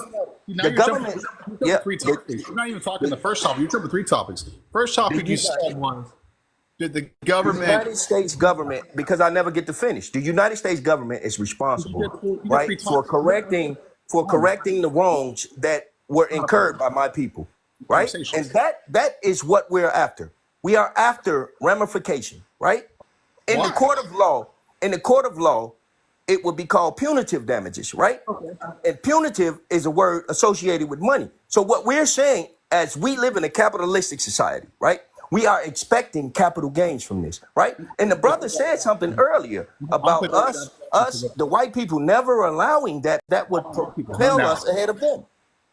So Mexicans don't no. So brown people don't pay taxes. Yellow people don't pay taxes. We Green people paid don't them pay for 400 years, 200 years of paying taxes. What's your point? Nobody pays taxes, right? That's What's what your you just point? said. Slaves were taxes. They You were. just clarified yourself that it was the white man that held you Slaves back. were not doing taxes. reparations. No, you brought up taxes. We paid taxes for 200 plus years, more than anybody in the United States. Next point. Point being, what you're trying to say is, yes, European immigrants bought the most land and used and abused all of us, everybody across the board, from black, white, orange, green, yellow, purple. Homestead Act, the Homestead Act, is that what you're referring to? Black, Mexican on Mexican, European on European. They used everything they could because they gathered the first stronghold to make as much money as they could and buy the land they could. That's what you call South Carolina nowadays. Well, that was the Homestead Act. That's my point. Government has stepped over their boundaries, poked their nose in certain things, right? Even the great migration, right? We had land. We had all of these things that people say we didn't do and we lazy and we never worked for nothing. We did all of that, right?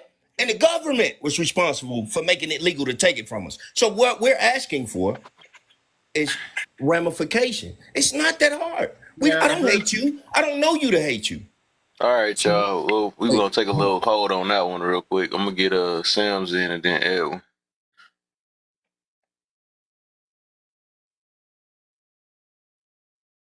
Sims, you there? Oh, there you go.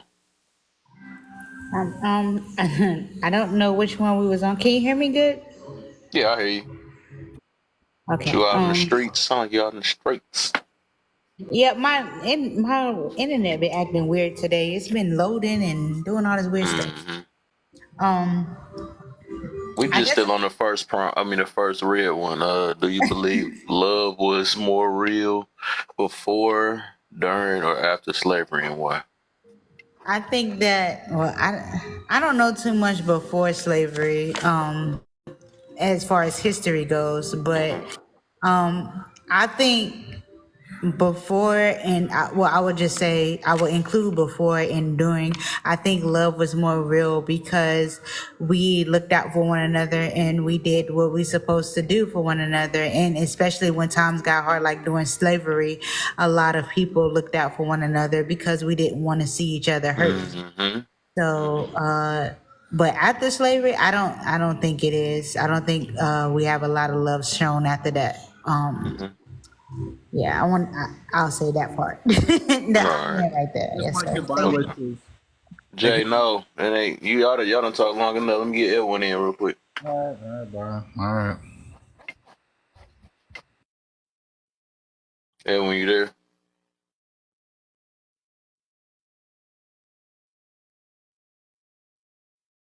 I'm here. Can you hear me? Yeah, you sound real low, but I hear you a little bit. Okay.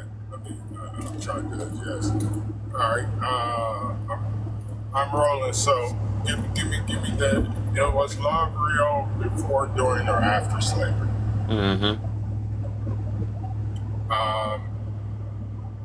It really depends on who you're asking.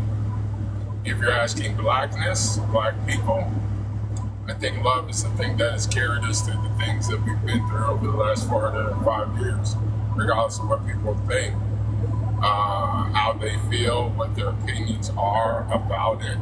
The one unique thing that we have displayed and had the ability to display is love, not only for ourselves, but for those that oppressed us and their families and their children. We've nursed, our women have nurse-fed the children, have taken care of them.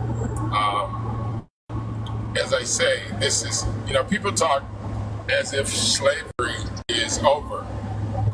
I don't believe slavery is over. I believe it has repositioned itself. Slavery was the means of getting people to do work for you with very little input, very little say, and very little options. You either did what you needed to do in order to survive during the slavery, or something diabolical would happen to you. But in the society under which we live, these are the same facets that we face in Black America, with the impoverished nation that we see, with the schooling system that we face in our communities. People from the outside always talk about how they feel.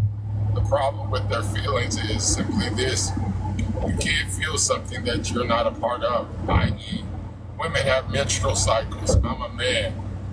I can never feel what it's like to menstruate, ever. I don't care how much somebody has told me about it. I don't care how much I've read it in a book. I don't care how much I've seen it on film or in videos or anything else. I cannot understand it because I'm not it. And for people to think that they have some type of prerequisite to even be able to speak on something that they're not baffles me. But what I want to say to all those that think they have the license to actually discuss the matter in Blackness is simply this: what I'd like for you to do is to listen more and talk less. Regardless if you like what's coming out, your job is to be a witness so that you can witness to others what we say and not what you think. Because what you think doesn't matter. And the reason it doesn't matter is because you're not a part of the experience. You're on the ride, meaning you're in America, you've heard about it, your family has probably talked about it. But if you're not in the Blackness, you can't speak on it. Some of the Blackness have been bamboozled to believe that there has been some type of awakening, some type of equality amongst ourselves in order to be something or do something, i.e. our pocketbooks. But no one's teaching financial literacy. We're teaching people how to get the bag, but we're not teaching people how to keep the bag. We're not telling our people to become owners, landowners, right? The difference between us and the other people and or oppressors is they're in an ownership state. In olden time slavery, they had all the land, so if you wanted work, you had to work on that. Even free people had to do it. Even when we tried to come out of slavery, what were we faced with? Sharecropping. Sharecropping is basically a man owns some land. If you want to go to work, you had to share your crops off of his land with him in order for him to make money while you work the land for you to make money. Holistically unfair. So what I want to say to the Blackness is love exists. It has always existed, now and so is it better, worse, equal or not? I think it is. I think love is a continuum. The problem that I have about the love that we have in the Blackness is no one wants to wake up and acknowledge it. Us or them being other people that are not Black. Some of our brothers and sisters are good with being asleep. When they say I'm going to vote my interest, they mean they're going to vote their pocketbook. But when they vote their pocketbook, the policies and procedures of the conservative right-wing party, the Republican Party, it's a classist system to them. You either have or you don't. It's a have or have not. The threshold of that have or have not is $350,000. If you do not pocket, meaning in your bank account, $350,000 a year, I'm not talking pre-taxes. I'm not talking through your business, your enterprise, or anything else. If you can't go out and spend $350,000 in the economy, you're poor to them. The policies that they put out for black and white, it's not for us, poor people that are not at that class level. And I'll end there.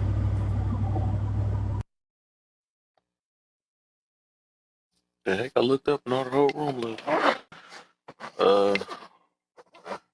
Go ahead, Sean. If you want, you can go ahead. I know you was trying to say something earlier. Let's see. Yeah, man.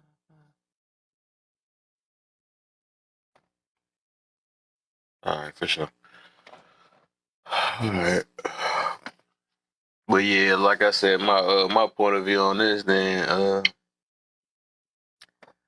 I don't think it's no real love like needing each other though. So I can't call after or before. I would have to say during, man. I think it always take serious time. Just like even now it's proving it. The only time we come together and show love to one another if another race do something to us or we want justice. That's the only time we love each other and stuff. Otherwise, we tearing each other up the same exact way. So I can't call that love. I just can't call it that. So yeah, I believe during was the time that, or during slavery would be more the time where we really. And it could be possibly before. It could be possibly, or maybe a little. I don't know. It could possibly, right? But during, I just feel like that's a time that we actually needed each other, and I think any era when we actually need each other instead of saying, "Well, I want you," instead, "I don't need you." That's a life we live in now. I can't call that love at all. I can't. But yeah, I gotta say during. So that's mine on that one for sure. You can hear me, Kev? Yeah. Okay. No, I was gonna say what I think Edwin was saying, right? I think we have to be careful when we say like how white people should like uh, like help or assist with anything that's dealing with like black issues. I think a lot of times I think I think that's the wrong, or we sending missed signals when like if they speaking on black issues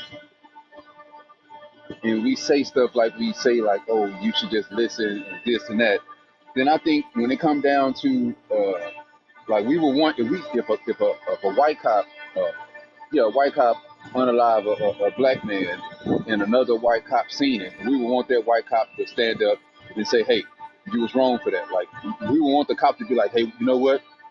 They killed the black person. I mean, they unalived the black person. We're going to leave that alone. That's none of our business. Like, we have to be mindful of the things that we say to the people that are brave enough as white people to have these type of conversations with black people. A lot of white people are not comfortable enough to have these conversations with us because it may expose them in a lot of ways. But when you have some that's willing to come to the table, and whether we disagree with them or not, when they come up here and stand on what they saying and they not being racist, I think that's something that we should be able to listen to and get their perspective also.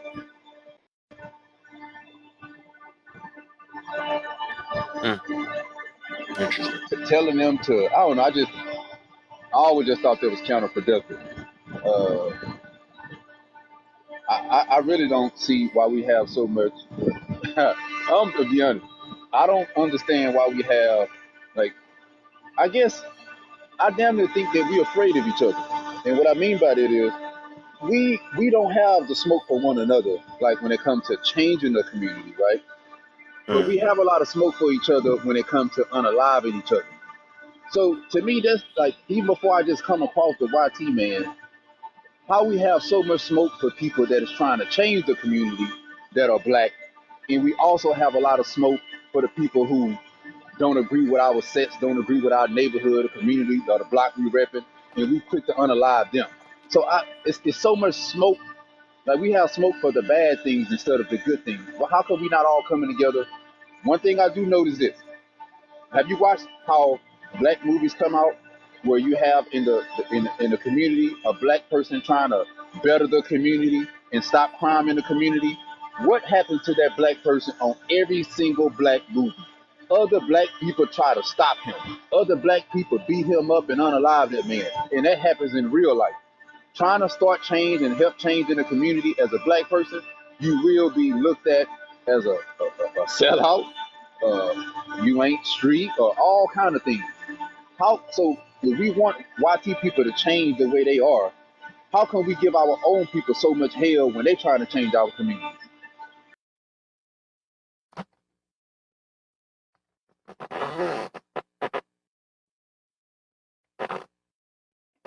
That's for you, Edwin.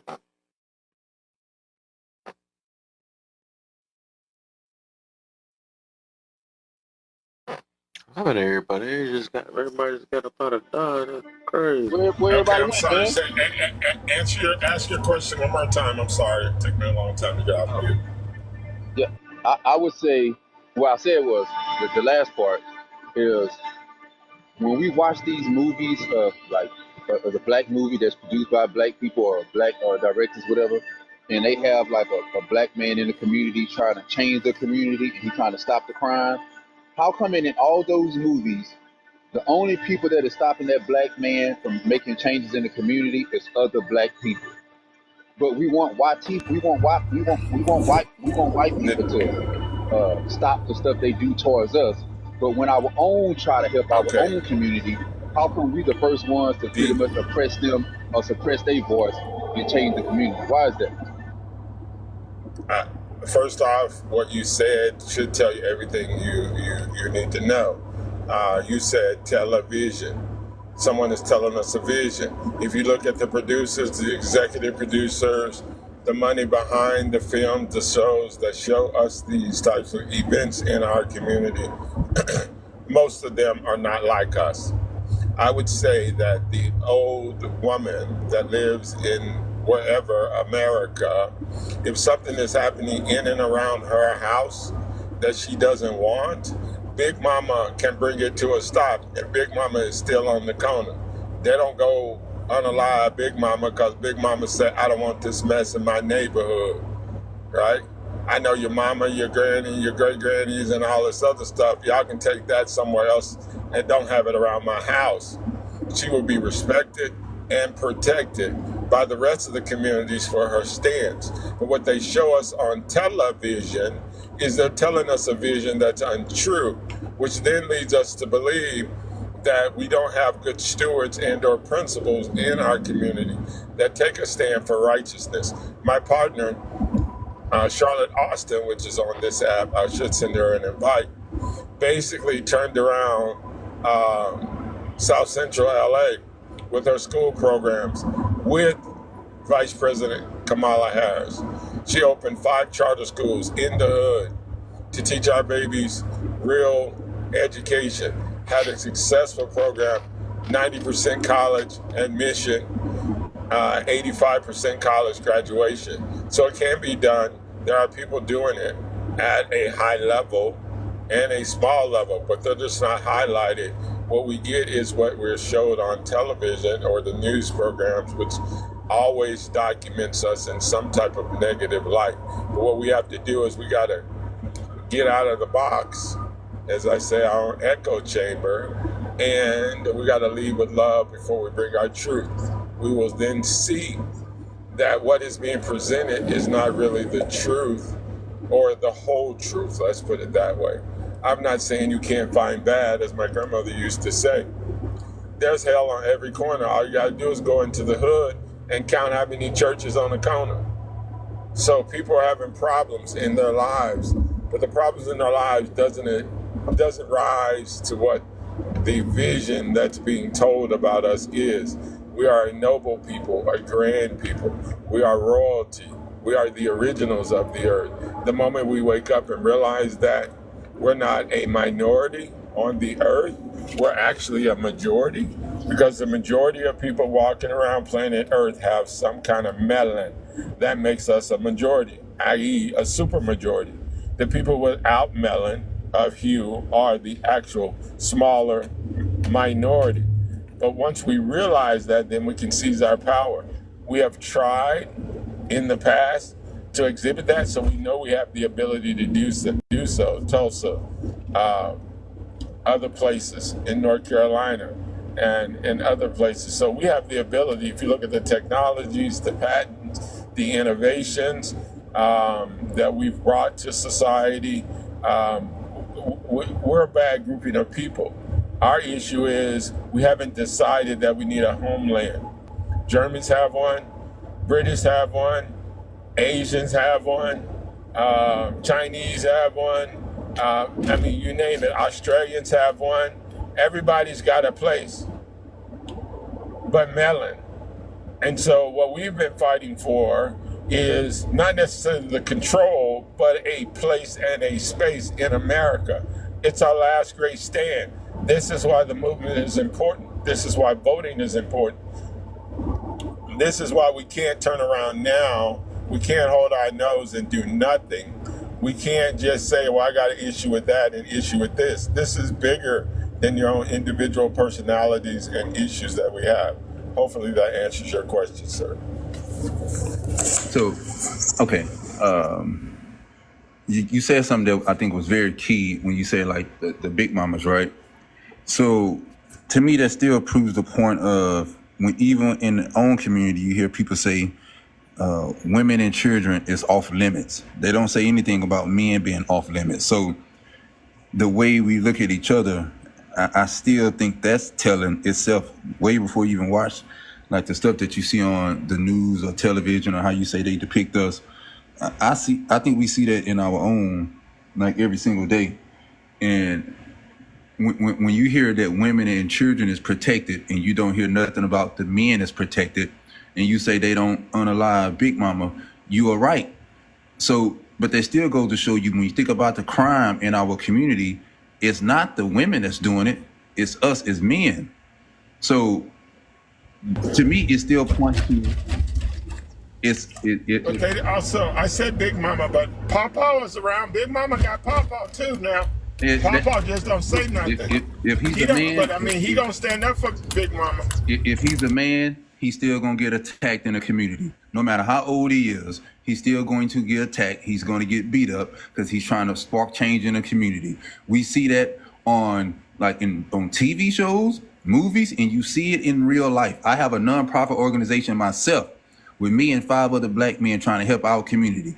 We only got pushback from our own kind.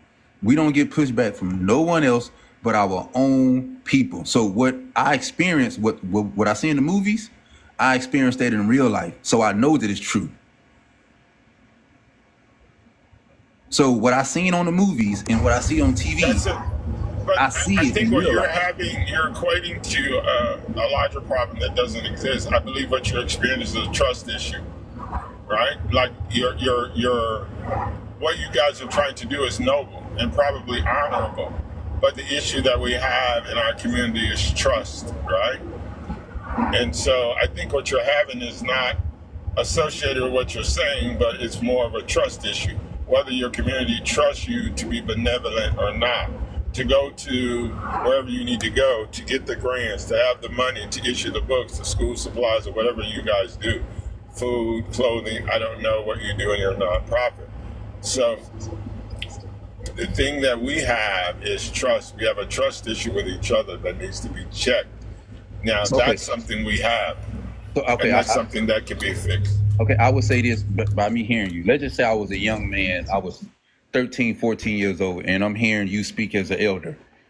I'm going to feel, hearing you say that, I have not heard anything you said that point back to us starting to make the change. It seems like it's always someone else's fault for the conditions that we're in. And I think even when I was a teenager, every time I heard that, I think it made me go into the street life because I felt like I had no outlet. No matter what I did, I wasn't going to be able to be successful. And hearing you say these things that you're saying, everything you're saying is pointing to someone else's fault and not our own.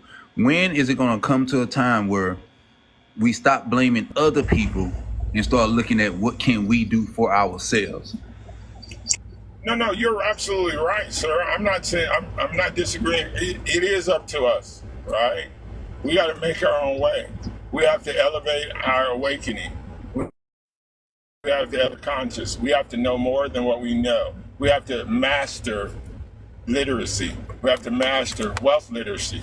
We need to teach our people what the 50-30-20 rule is. We need to teach people about life insurance policies so we don't have GoFundMes to put people in the ground that expire. We need to understand mathematics and money. Now, most people don't think that they can afford these types of what they consider luxury items, but they really can. You can get grants and a whole bunch of other things that we did. Normally on Wednesdays, I do Wealth Wednesdays. I guess I'm going to have to get back to that because the problem that I have in our community is simply this. I say this on TikTok, and this is no dig to anyone else, but it's inclusive of all of us, including me. The height of our arrogance and the depth of our ignorance is our undoing. We're not as smart as we think we are, and we absolutely don't know everything we ought to know. When you go from that position that you don't know everything, you're not smart, right? And you don't know everything you need to know. So that means you have to search. You have to get out of your own ego and your own arrogance. You have to search for solutions. We have to be active, as you say. We don't need to look for a handout. We need to be the hand that's handing out. We need to create the environment that we seek. We can do it. I believe in us, and I know that we have the talent in our pool. We have the people that can make these things happen. I'm never going to give up on us. The good Lord has never given up on us. We've been at this thing for 405 years. We're still around through all the annihilation efforts that have been put forward towards us. So that means we have something special on our hands that we should try to contend for.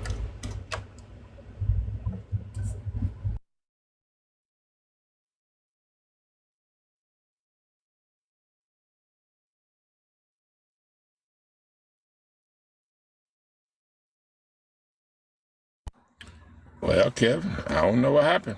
I ran everybody off. Sorry about that. Kev, are you there?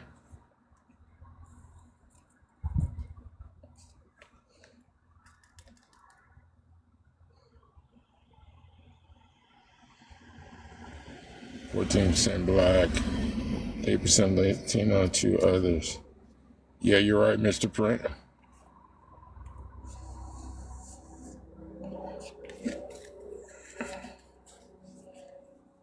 There are only, if I'm Mr. Print, there's only 15 million Jews on the planet that consider themselves Jews, but they have a juggernaut on the financial industry and real estate. This is where unity matters.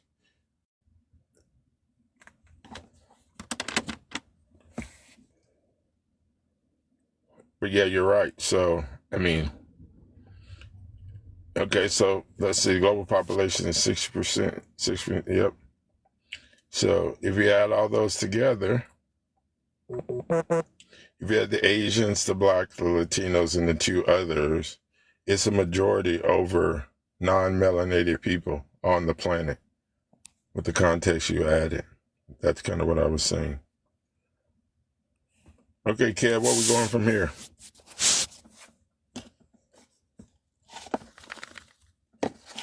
Did we lose Kev?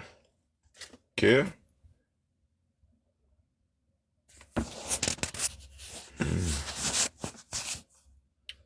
Do you know?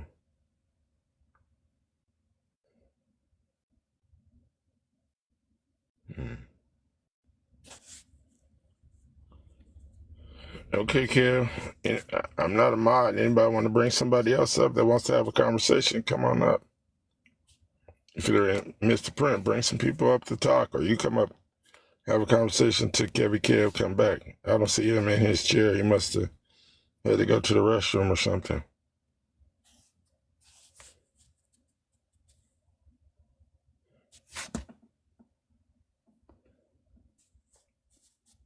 Yeah, that's it. We're all different colors. That's right. But colored none the same. When people wake up and realize that that's the reality of things, then they'll see that what we consider the majority is no longer the majority.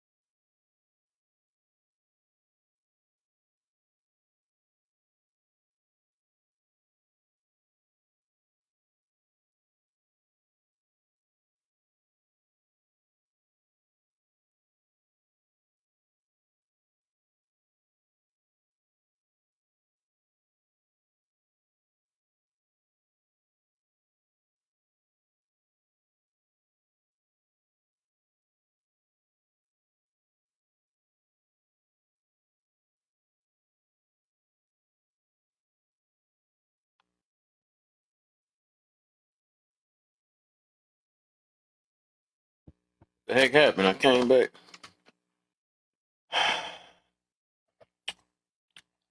There you go, Kevin Kev. Yeah, I went to go grab me something real quick. This, you'll find every once in a while someone. Everybody is crazy. Yeah, I think I ran them out, Kev. They too hot in the kitchen. They took off. Left me here all by myself. Me and Mr. Print. I don't know. I told everybody Kev probably walked out. But I told Mr. to invite some more folks up so we can have a conversation on the topics. We didn't even get to the first prompt. We only did the red one.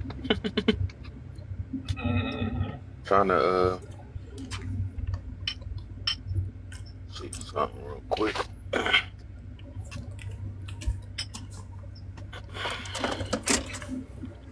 Time is it? Nah, just let it rock out.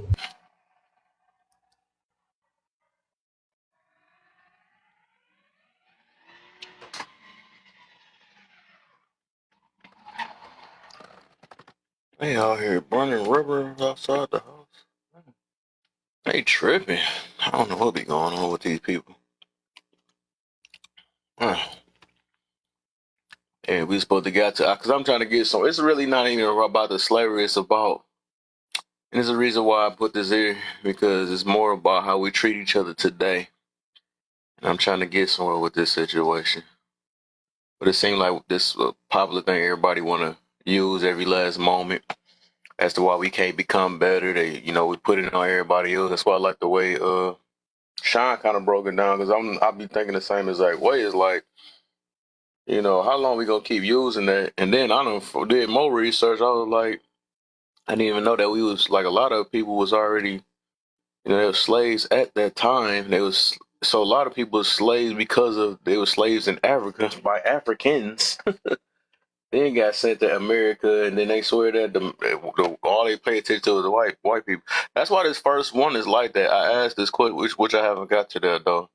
They said, did you know it was West African slave traders, which was black, that sold us to America?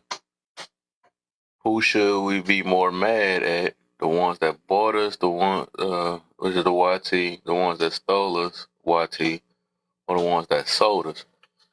So the whole point is like, we always put this thing on like, and the reason why I would pick the ones that sold us is because, like, even today, right, we keep putting this thing on every time we do something to one another. It's the YT man fault while we do each other ball. I can see it. We play a major part when we, ain't got no money or nothing like that and whatever. But I just can't take that as an excuse of why we keep doing each other both. Go ahead. Can I say this? I mean, that's kind of like asking, is the drug dealer responsible or the drug addict responsible, right? That's kind of what you're posing. You're basically saying that, the addict is the problem or the dealer? So in this one, I'm saying the people that slaved us first, which is the Africans. The Africans is the problem. But that's the reason why I put that first part down. The Africans was the problem, and then they sold us to be slaves to YT people. So it was either be slaves to them or be slaves to the YT people. But what I'm getting to about that is that even that, right, if they supposed to be black like us, why would you give us up to YT people? And then, like, it just show you how crooked some black people can be. And that's what I'm getting to about that. So the thing is, when we keep on blaming it on YT people, why a lot of black people is crooked, and we've been crooked before they even came in the picture. And that's the point I'm getting to. So I'm just tired of the same excuse. Like, why we just can't own up? Every last human. Humans got bad natures. They just got it. We can't keep putting on a certain color and saying that, oh, they did that and they're the worst. Ain't no worst, man. We can be our own worst, and that has been proven. You know, that's all I'm getting to about that situation. We can be our own worst, and then we keep putting on everybody else. We acting like we was the goody two shoes. And even today, all it takes is somebody getting their little emotions, and we would turn on each other. We would sell each other just like they was doing before. That's all it takes. As soon as one of our friends got hurt, that's why they be selling people out for money. They snitch on people. They do all type of stuff today just for money at that. You know, so it ain't got nothing to do with the YT man that did that or gave us that money. It ain't got nothing to do with that. If people just like that, is you got people that's just greedy. You got people that's worried about the poor. I mean, that's just what that is, and it's always gonna be like that. And it ain't no skin color behind it. It just ain't. We just trying to keep trying to take things away to make our image look good, but there's nothing good on nobody. We trying to take the mirror away. That's like when you got that one person that always want to blame everybody else. Don't never say they part, but they blame everybody else, especially like in relationships. There's always that one person for it, and you never heard the other side of the story. Everybody like to make themselves look good.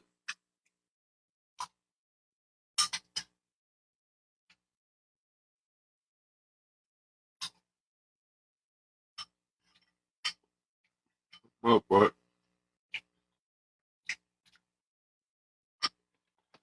And that's the whole point why even with this topic, I want to let it be known. It seemed like it takes us to need each other to really love each other, or for somebody to go against us for us to really love each other and stuff, or see what we got.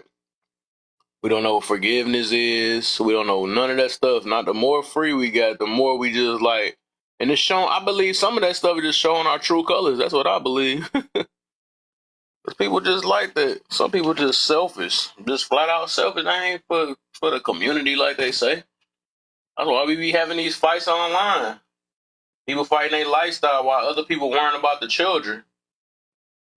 Other people worried about the children, they worry about themselves. And then they be like, well, that's your truth. And this is subjective and all that stuff. That's the fastest ones that always love saying that when it got to deal with their lifestyle, when what they know they doing is wrong, but they rather just say, well, they ain't wrong to me. But then again, you ain't gonna teach your children some of these things. Well, some people is, you know, and then wonder why the world going the way it is. So it gotta be a solid right or wrong to things. That's why I can't. Nah, forget all that. That's why I say I can't. It's like it's no purpose if everybody had their own right or wrong. That'd be crazy. That'd be a lost, chaotic type world. Well, my right or wrong is different from your right or wrong. Hey, nah, your right or wrong, you can get up out of here. I ain't about to do that. You can't you not viewing that the same way. You can't see that you sitting there harming people or disrespecting all that stuff. You don't think nothing wrong about that? That's crazy. Well, I don't look at that as disrespect. You know, that's crazy.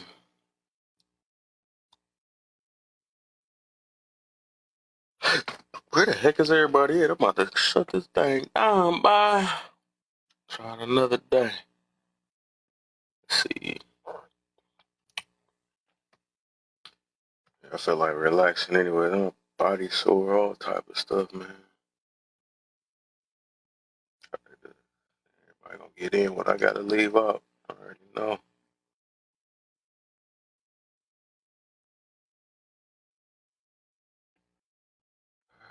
No.